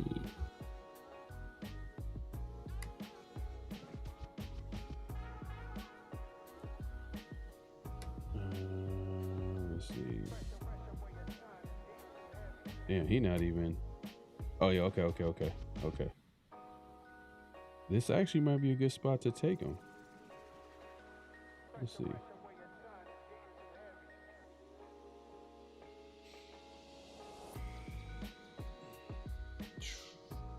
Oh, he's 6'1". He's 6'1". 6'1", 211. He ran a 4.57 on his pro day. 163, 10-yard split. No, that's not great. Not great, but sometimes it's not really about. Do you want your safety to test? I mean, he's a safety at the end of the day. Like, he ain't a corner. Sure. So. Yeah. Why you like the I'm good with that. I mean, I think he's an instinctive player. Like, I don't think. I like fast and physical in the run game. That's what they said about him. Mm-hmm.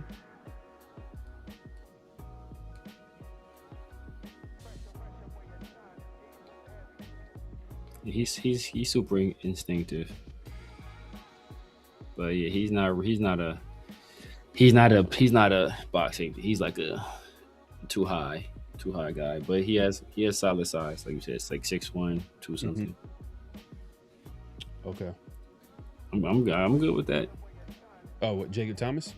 I'm good with that. Yeah, if you want to go safety, unless you want to go in a different direction. But if it's another free safety, I don't even know. Let's see. I mean, because how often we gonna really use box safeties like that? That's the thing. I don't think we're gonna use box safeties like that. Like, that's why I think the Raiders kind of wasted their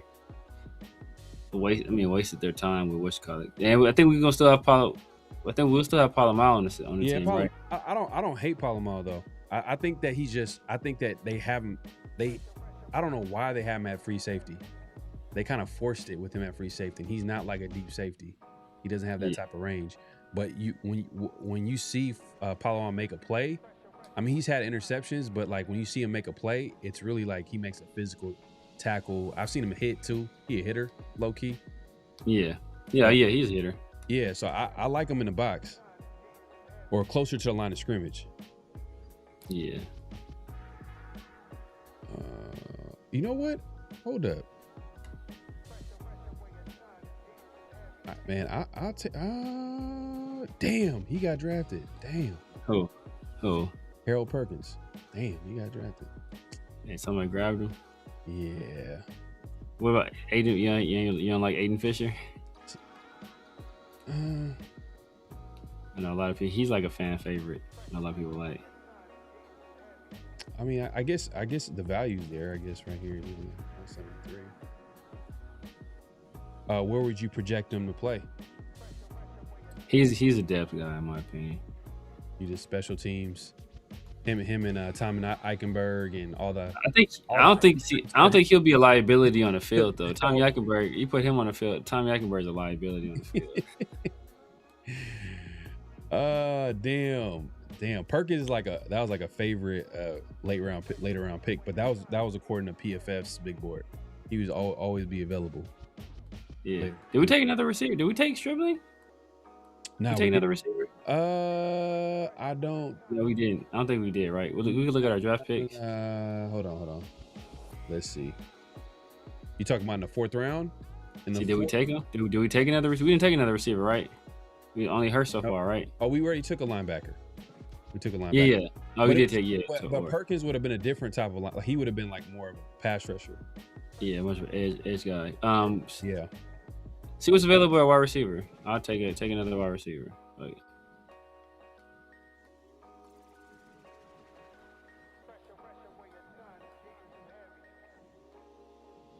Hold on. Reset it. Wide receiver. Boom.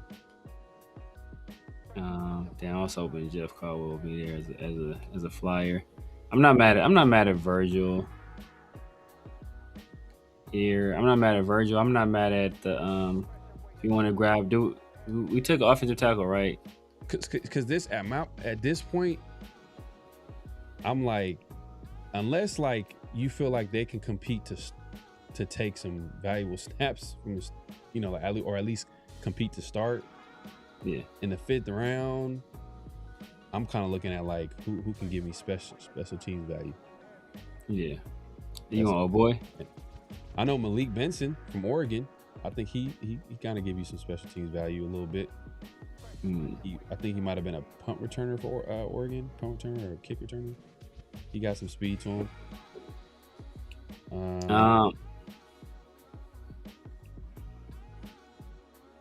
Did I pass him out? I think you did, yeah. Oh yeah, Xavier Thomas. So, I mean, there's not really anybody that like. See what's left at. See if there's any. See what they have at DN real quick. Edge. Yeah. Adami Tucker. Malachi Kamara. Oh my bad. Let me take off our receiver. Yeah. Nothing jumps out at me. I'm trying to think. Was there any guys that Sap? I remember hearing about Sap. Mm-hmm.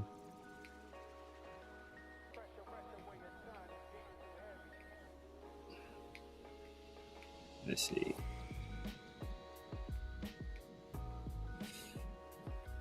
I'm gonna give you this one, bro. Wherever you want to go with it.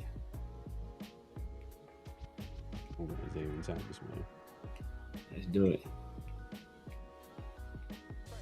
David Thomas.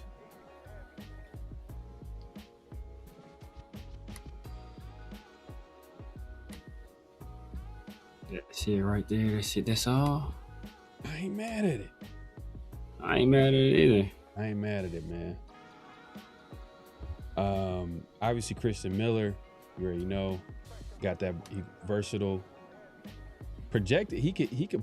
I mean, he's gifted enough where he could play nose tackle. I mean, I think in the odd front, he's going to play nose tackles. He doesn't offer a whole lot in pass rush. I think he offers more than Lee Hunter. He doesn't offer a whole lot, but he can play in an even front or odd front. Yeah. And then obviously Traydon Stukes, I have him penciled in as a free safety. I think this is an easy pick for me in the third round. Ted Hurst is a guy that's been a popular guy to talk about throughout the offseason. You know, Senior Bowl guy, like everybody's been talking about him. But he does come from a small school, you know, so there's a little bit of projection with him. Like, it's not like, I don't think he's going to come in right away and like start, to be honest with you. I think there's a little bit of like, you know, I think he could. I think, will we have a wide receiver? Yeah, I mean, if you base it off last year, because Dante Thornton went ahead and he started like literally the first portion of the season, and that was a shock. But that was with Pete Carroll at head coach, though. This is with completely different coaching staff. So hopefully they come with a mentality that you got to earn it. You know, they're not going to pick and choose who has to earn it. So, but Ted Hurst was a nice pick. And then Sam, like, look, pencil in right here. If the Raiders want to run the football, they want to run 12 personnel. This is a perfect guy right here to pair with Brock Bowers. And then we got a nice developmental left tackle. You know, add some offensive line into that room.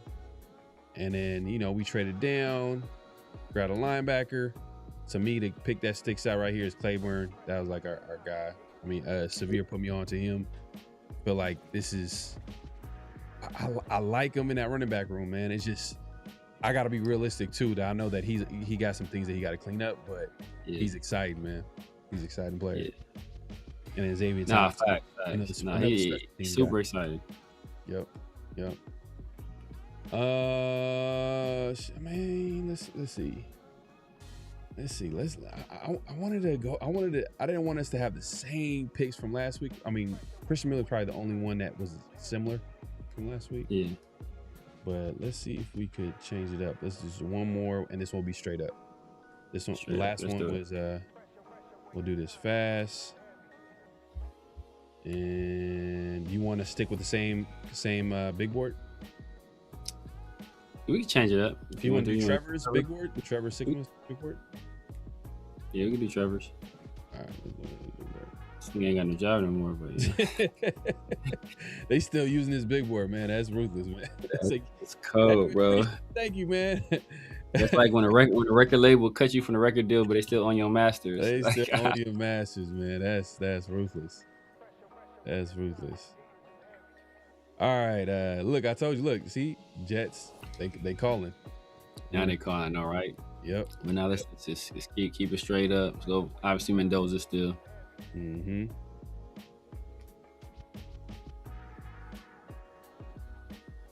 Where I got him ranked? Oh yeah, I forgot. He's not high on Mendoza like that. I forgot. So this is his big board, meaning like who he feels like who the best players are. Overall, yeah. So he got Mendoza right here, best quarterback. Mendoza. Yes. So he's still the best quarterback. Right. So we got Mendoza. Oh, Trey said Trevor Sigma did a mock draft on the Raiders on Just Win podcast today. Okay. Oh, that's what's up. I gotta check that. Oh, Concepcion, that'd be your guy. Wanna go do it? Yeah, I would do it, man. This go ahead, do it. Let's crack it. Let's do it. All right. Boom, wide receiver right out the gate. Third round. All right, let's take a look at let's look at where's defensive line? Okay, right there. I'm good with that right there, right at the top. Big citrus. You feel like we could wait? It was at 67. He's draft because I feel like I'm not saying he's a bad player. It's just that he just don't really give you any like pass rush. He stops the run though. Strong, stop the run. But do you feel like we can get like another one of these guys in the fourth? Because we got 3 4th-round picks.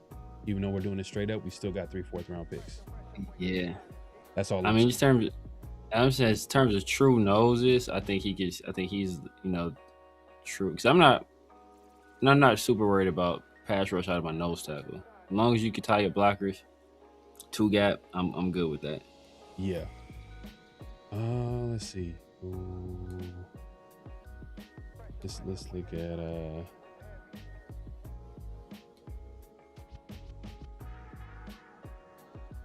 Kilgore. He would be a good strong safety to get, but I wouldn't drop this strong safety early. Let's see. We can wait until the 4th. Yeah. Wait until the 4th. We can wait until the 4th for safety.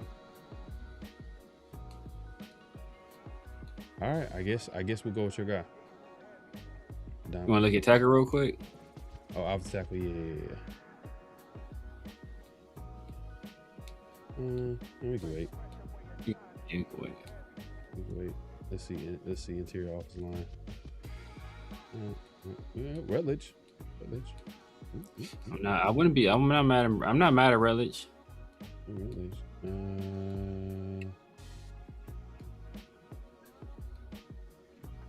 they got Kamari Ramsey. He got him high on his big board.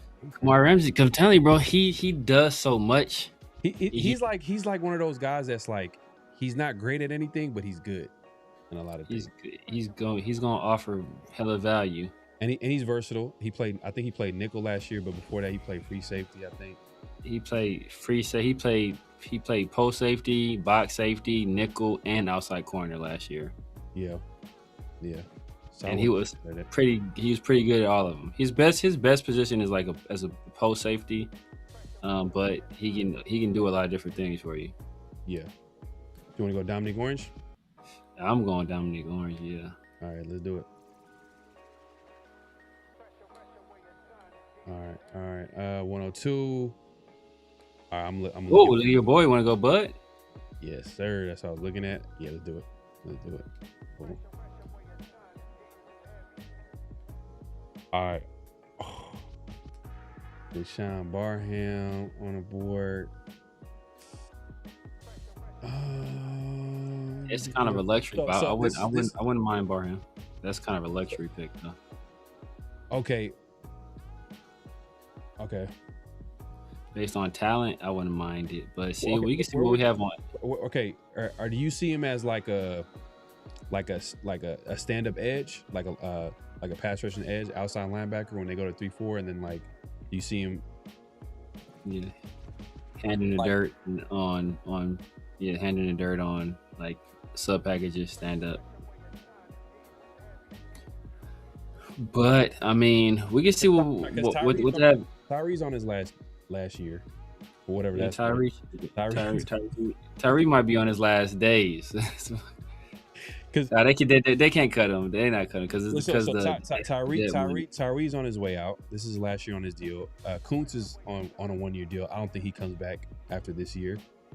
So those are 2 guys that would be in that, edge, outside linebacker.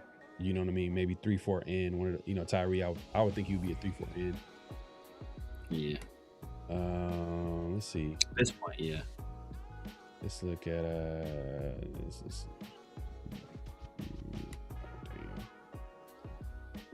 Okay, let's see. Damn. Oh, you know what? Hey, we could wait. We could wait for this. We could wait. 117. Right. Well, you want Perkins? You said Perkins? No. And I said just so you waiting because you want to see. Do you think we can grab Perkins late? Nah, I was looking at tight end, and I want to see if we can grab a blocking tight end. Who's a guy that I like. Oh, so your boy, your boy. Yeah. So we could wait for that. Linebacker. Let's take a look. Okay. Do a little different this time. Let's see, offensive line. We can probably wait for that too. Yeah. Because we got a pick at 134. I ain't gonna lie, I'll make this pick, man. Let's do it. Let's do it. Let's do it. Let's do it. Damn, you know what? I didn't even probably look that up.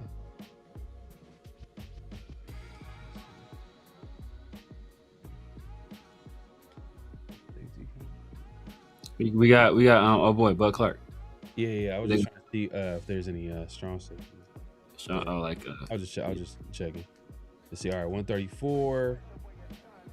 All right, so would you take an offensive line? Would you take a damn, I ain't gonna lie. This would be because the next pick that we have is 175. Okay, want to take your boy here then? Emmett Johnson is here. I like it. I like Emmett Johnson too. He probably fit this zone scheme too. Yeah, I like Emmett Johnson. Emmett Johnson is clean. I'm not mad at that pick. Now, obviously, Demond Claiborne's my guy, but Emmett Johnson's a dog too. I ain't gonna lie. I'll take Emmett Johnson and Claiborne both of them back to back. And I would justify it because be like, hey, he's gonna be our kick returner, punt returner. He's gonna be a stat back, speedy guy. You know what I mean? And because right now, if you look at the depth chart at running back room, it's literally just Genty. Oh, maybe Lobby's there. Lobby's there, but is he? He ain't there. I know what you mean. Off season, we're like, is this the off season? Is he gonna get cut? Yeah. So come on, if we're being honest. And then Zamir White, is he still there? Is this pretty sure? I think he's gone. He should be gone. If he ain't gone already, he should be. So you see what I'm saying? So like the depth chart needs to be. Most likely it would be a young guy, and then they grab probably a veteran. Maybe Najee Harris is a guy that they pick up, but I don't know if he has anything left in the tank as far as like, because he's recovering from that injury. So I don't know if he can contribute or even be a value to the Raiders coming back from that Achilles injury. Yeah, I'm good. I'm good going Emmett Johnson right here. All right, let's do Emmett Johnson. Let's do it.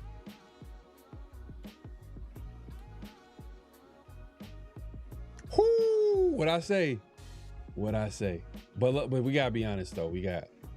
Damn. Exactly. All right, we got other stuff to go to get. All right. Let me look at tight end real quick. Did we get a safety already? Damn. We got Bud Clark.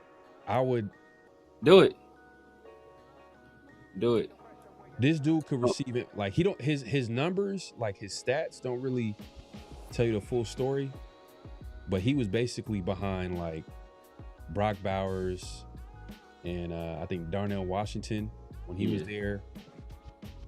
But athletically, he got it, and he's a blocker too. He's an inline guy. You can have him inside, like you can have him as a wide tight end, like inline tight end. So you can have him inside, just blocking in a two tight end set. So I think this is a guy that can give you value as a blocker, but also can receive too as well. So more than the Sam Rooshes. Sam Roosh probably be the best blocker or the more physical blocker, but yeah, he's not the athlete that he is. Nah. Or it's not even just, not the receiver that he is. Now, there's another guy, if we really wanted to wait, but he would just be like this guy right here. Like if I pull him up right, so Oscar, he's like 6'5", 6'6", 245. Mm-hmm. He could block and he could receive. He's gonna give you receiving upside, and he can block. Yeah. Will he's more of a blocker. Think Lee Smith. Yeah, because they had Max Clare. He's like 261. He's like 6'5", 6'6", 261 pounds. 6 offensive linemen. We could just wait for that later. Mm. So are we taking a tackle already? You take a tackle yet? Damn. Yeah, we haven't taken a tackle. But let's see. Let's look off the line right here. Oh, Emil Wagner. He's a guy. He has all the tools you want, and he started out the Senior Bowl really strong. I think maybe he had a third day. He had one rough day, but he started out really strong, and he's mega athletic. He's super tools. Is he left tackle? I think he played left, if I recall correctly. But he's a guy. He's gonna be a swing guy, swing tackle. Swing tackle. Pause.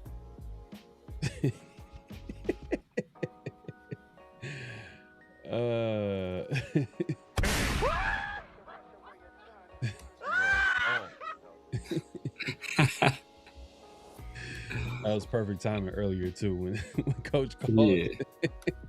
Coach is a fool, man. Coach is crazy.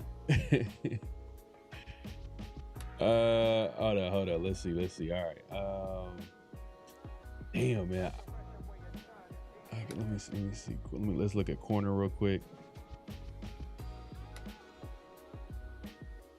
We can make. Add some depth there. I ain't gonna lie, man. Claiborne right now. I'll do. You want to do it? I don't hate it, but I don't know if that's something that the Raiders actually do.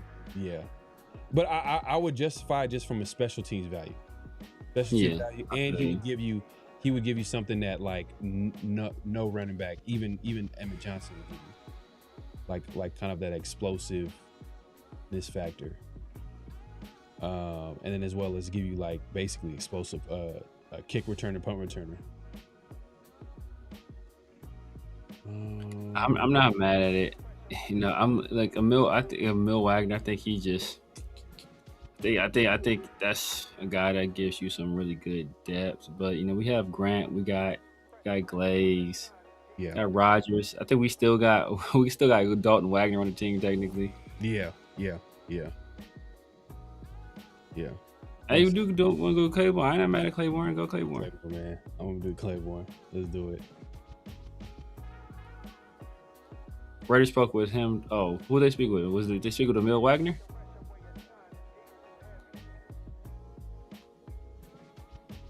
Omega. Who did they speak with? Was it Emil Wagner? Have a good year. Yeah, I'm not mad at that. Yeah, I agree with that too. There's no reason that he can't have a. Okay, yeah, the Emil Wagner. Yeah, I like Emil Wagner. Like I said, he's a guy. He has tools. He's like 6'6". I think he was super good at super solid in pass protection. I think he only gave up like, damn, what was the number? I forgot. I think he like maybe over his whole career, I think he only gave up like 4 sacks his entire college career.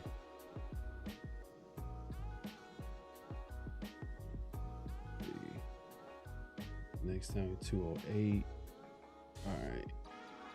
I'm not gonna lie, like I don't think this is real, to be honest with you. I don't think he's gonna be here. I think he's gonna go earlier, but Oscar Delp would be a nice little pickup here and then. Or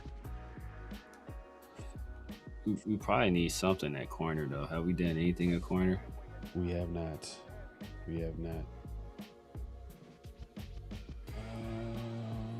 TJ Hall is kind of interesting. We'll probably wait on those guys so we get real.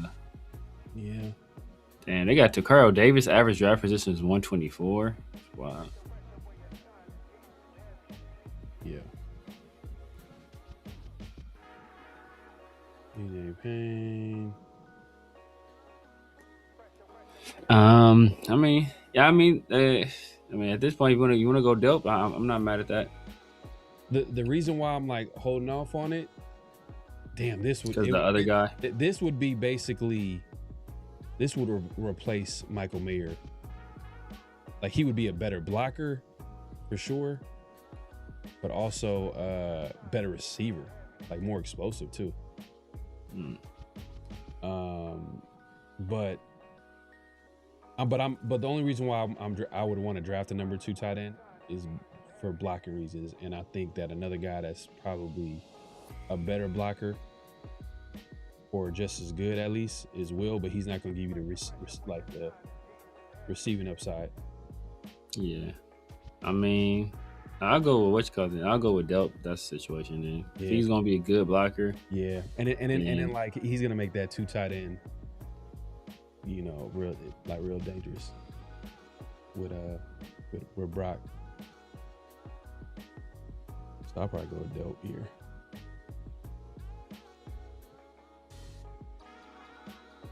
All right, 208. Where's you looking at? See what corners is there. I don't think we taking a corner at all. And guys still here.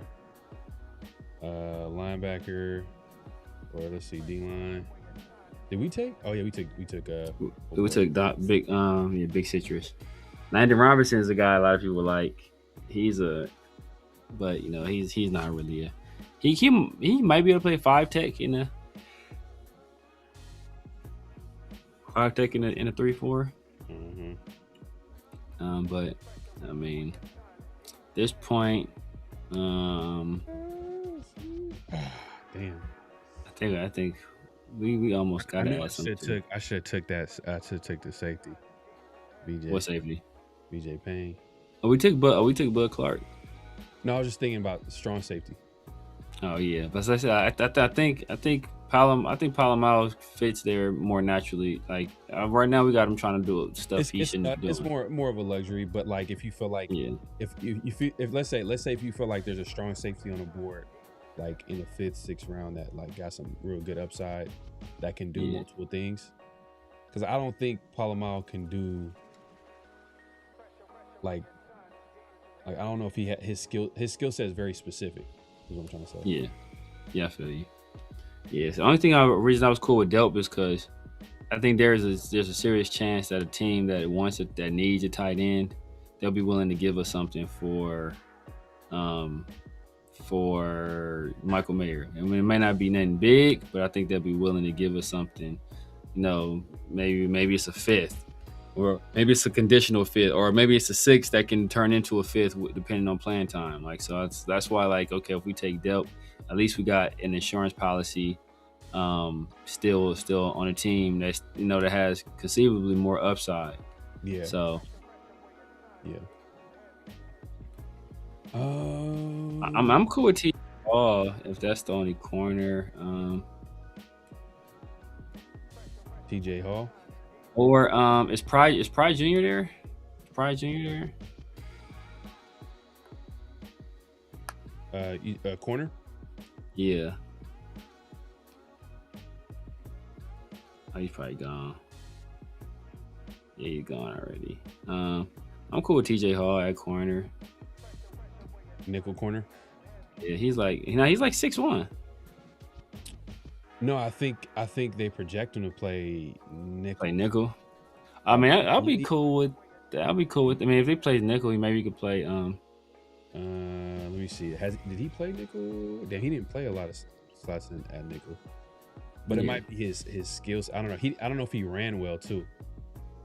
Did he run well? Let's see. Maybe not. 84, but he can tackle. So he run defense grade 88. Let me check it real quick. All right. So we're looking at corner. Yeah, corners. I think we dressed basically everything else right, unless you want to take another look at wide receiver. But I think we've gone kind of offensive heavy. We picked up a corner. We picked a wide receiver, 2 running backs, and a tight end. Yeah.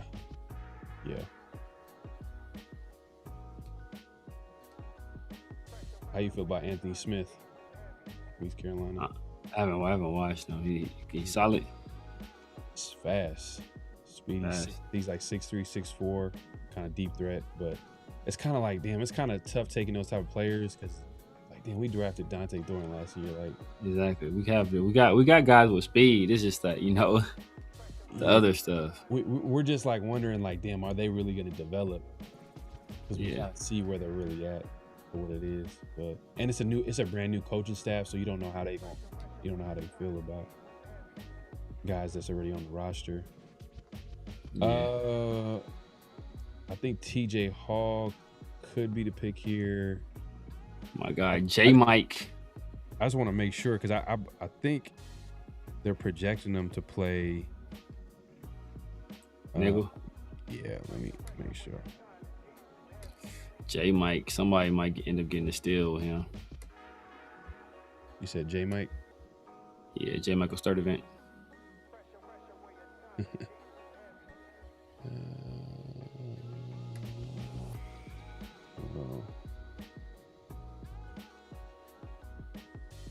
We look at corners. Who else left the corner besides TJ?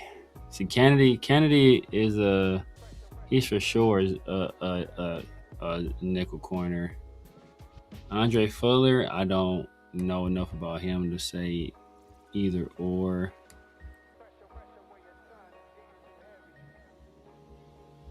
Ooh.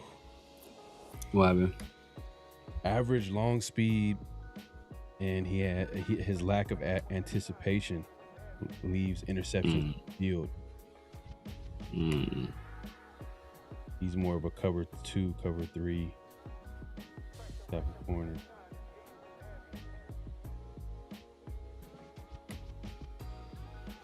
I don't know if I would even want him in the. I guess you can. We're we in now? Fifth? We're in the sixth. Six? Oh yeah, I'm taking him in. Yeah. All right, as a depth piece, I'm taking him. All right, let's do it. All right. 219. This is our last pick. What are we looking at? Last pick, priority free agents. The last 2 picks are priority free agents. To be honest, We probably go BPA to be honest with you, but outside of fullback. What do you got here? Look, Lampkin could be old boy. I want to see if he's, because this would like basically. He's still right there. He got drafted. Oh, he's still there? Ohio State? Oh, damn. Yep. Yeah. Hey. I might have to wait to round 7 to draft my blocking tight end. Man. But I think, see, the thing is, realistically, I do think that there's a big need for blocking tight ends in the NFL. Yeah. So those guys I think they're gonna get drafted earlier than what people think. Yeah. Damn. They got him buried on the board though, or Trevor does. Shit, man. Hey, I'll trade Michael Mayer in a draft trade. And then draft this dude right here too. They might end up doing it. Let's see. I mean, Concepcion, we drafted him in the 2nd round. Yeah. He's gonna give special teams value. We got Claiborne, he's gonna give you special teams value. So then like that takes kind of some of those guys off, like, you know, guys that I would think. Someone was talking about Terrion Stewart. Somebody, I do remember somebody saying something about him too. I don't remember what they said though. That would be 3 running backs, bro. That's a Pete Carroll draft right there. Oh, we already drafted 3. Oh, we already drafted. Oh yeah, Claiborne. Oh yeah. We drafted Emmett Johnson and Claiborne. We drafted Emmett Johnson. Yeah. Okay, let me just make sure. Run down. Okay, Orange, Bud Clark. This is a smooth draft actually. This is a great draft. I mean, you want to take? Oh, we got a guy on the edge too. I mean, you want to take a look at a linebacker. You want to see if there's a guy. We're you want to take a. Literally talking about our 7th round pick. Like literally, like it doesn't.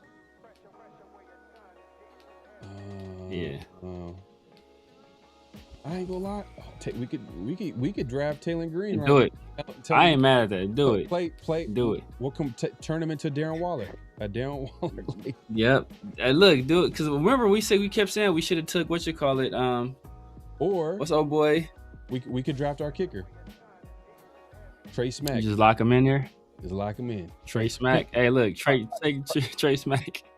Take Trey Smack. Hey, look, just off the name alone, lock it in. Okay, let's do it. We'll bring in Ohio State tight end as an undrafted free agent. Yeah, I think for sure he'll be there. Well, based on those rankings, he will be. Yeah, I'm feeling this draft though right here. Damn, we get this, man. Yeah, I ain't gonna front. This is solid. This is solid. Yeah, I'm feeling that, bro. Defense got better. Offense got better.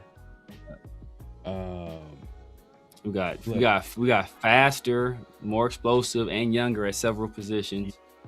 And the thing is too, to be honest with you, like the Raiders offense, it's gonna be predicated on running the football. Especially early on too, with Mendoza trying to figure it out. Or not even Mendoza, Cousins is gonna be holding down the fort. Yeah. So we had to prioritize, getting upgrading that running back room. Yeah. Emmett Johnson's a playmaker too. See, I wanted the Raiders to double up at running back last year. Remember we were talking about that last year? You kept saying they need to do that, and they didn't. And they didn't in a deep running back class like it was last year. So now we're back to, I won't say square one, but like we got to go ahead and add some talent. I'm not saying that they're going to double up. I think most likely what they're going to do is they're probably going to add like one running back and then maybe grab a veteran. Yeah. You know what I mean? Whoever that is that's available. I got to take a look at who's available, or, maybe they add a guy in training camp or something like that. But yeah, man, this is solid, bro. Solid. It's solid, man. Hey. All I'm waiting for is this, man. That's all I'm waiting for. Right? Same here, man. Same here. That's all I'm waiting for, man. That's all I'm waiting for, man. I appreciate everybody coming through. Make sure to clock in. At this point, clock out. Hit that like button. Hit that subscribe button. Hit that notification bell. Oh, man. Severe lets people know where they can find it, what to look forward to, all that good stuff. You guys know what it is, man. The Severe Raider here on YouTube, X, IG, Snapchat, TikTok, everywhere. The Severe Raider. Tuesdays and Thursdays, man. My guy PharoahNFL, the 50-50 show and Around the Shield. Sundays and Wednesdays, my guys Christopher Protect the Shield and 805 Raider in the Raider War Room, man. Tap in with your boy. We might be back with y'all next week. Gonna figure it out. But I'm sure Pharaoh for sure we have something popping off. Yeah, now 50-50 show will be back the following week, but Around the Shield we'll have something locked in, especially, we're gonna have another mock draft. It's probably gonna be the last mock draft before the draft. So it's gonna be a big one. Yeah. It's gonna be It's gonna be the last one. It's gonna be the last one. Unless I figure out a way to do an earlier show and then and maybe squeeze one in right before, and then I look like a genius if I predict like the first three picks. Facts. But as far as like the mock drafts, like, do you feel like that in that second round, do you think it's gonna be a trade down? Is a good possibility for a trade down before we head out? Like trading back into the first or trading backwards. Like trading down. I don't think they're gonna trade into the first. I think the way SpyTech moved, to be honest with you, he wants to get more picks, or at least get more top 100 picks or valuable picks. I think it depends on how the board falls. If there's a guy there they really love, if it's potentially one of these 30, my guy, if it's one of these like guys they've had in for 30 visits, and they really like him, and he's there, I think they'll pull the trigger. But if it's a bunch of guys in similar tiers, and there's a team that's willing to give up something smooth to move up, then and the Raiders aren't going to have to move back too far, where they'll be out of the range of the guys they think will be there. I can see them doing that. Yeah. I think it makes sense to me, especially if there's a lot of guys that's on the board they have a similar grade on. So I feel like it's a good chance that it's going to happen. But we only have like 1 year of SpyTech being a GM, so we're kind of basing it off what he did last year. But he wants to build through the draft. That's what he wants to do. And I think when we get to that second round, it's going to be. I think they got The only way they stick and pick is if there's nobody that's willing to trade down with, or literally the guy that they would draft, they're hot, like it's not even close. So whoever's on the board, it's not even close to who's on the board. I think that there's a few guys that you would feel that way, and I think to me, if Concepcion is on the board, I think they make the pick. I think if Denzel Boston's on the board, most likely, I think they make the pick. You know, you can make an argument like, if it's a few defensive players on the board, like they might be higher on a defensive player, but I think Caden McDonald's on the board. I know that hasn't happened in the drafts that we actually did a mock draft on, but if Caden is on the board, I think that's an easy, like, there's no way the Raiders are going to trade down. Like they're going to make that pick. It's easy for sure. Is there any other guys that you would say like this, like no brainer, they're going to make the pick? I know Denzel, Concepcion, Caden McDonald. Would you put Christian Miller in that category? Possibly. Yeah, I'd put a Christian Miller in that category. Would they feel that way? I don't know. Where they say they can't do it, because if they may have him with similar grades as some of the other guys, or not so much separation where they're saying I'm not trading back. Yeah, like they could easily pick him in the second round, but I just think that like you said, there might be similar grades on other players, because he's not a great player, he's just a good player. Exactly. You know, he's not one of those. He does a lot of things well. I don't think he does anything like a lot of like. I don't think there's one thing that he does great. Yeah. Like Caden McDonald is like you can't, a guy that that can move at his size. Exactly. You know what I mean? As well as play nose tackle. Like you gotta, because now there's an upside. The upside is there. So you got upside, and on top of that, you got a nose tackle. Boom. Yeah. It's an easy pick, but yeah, man. Hey, we appreciate everybody coming through. At this point, clock out, hit that like button, hit that subscribe, hit that notification bell. We'll be back. Man. For everybody watching, like I said, 50-50 show will be on hiatus for 1 week. 1 week. Yeah. We'll be back the following week, the draft week. Around the Shield, we'll be back next Thursday, so make sure to tune in. Definitely subscribe and hit that notification bell. Any last thoughts before we head out, Severe? Nah, man, interesting to see these scenarios, man. I'm gonna continue to dig deep dive on some of these prospects, especially some of the later round ones, and kind of see if we can find some diamonds in the rough. Yes, sir. Diamonds in the rough, man. I don't know why that reminded me of some movie. I don't know what movie that was, but Diamonds in the rough. But hey, man, appreciate everybody coming through, man. We'll see y'all soon, man.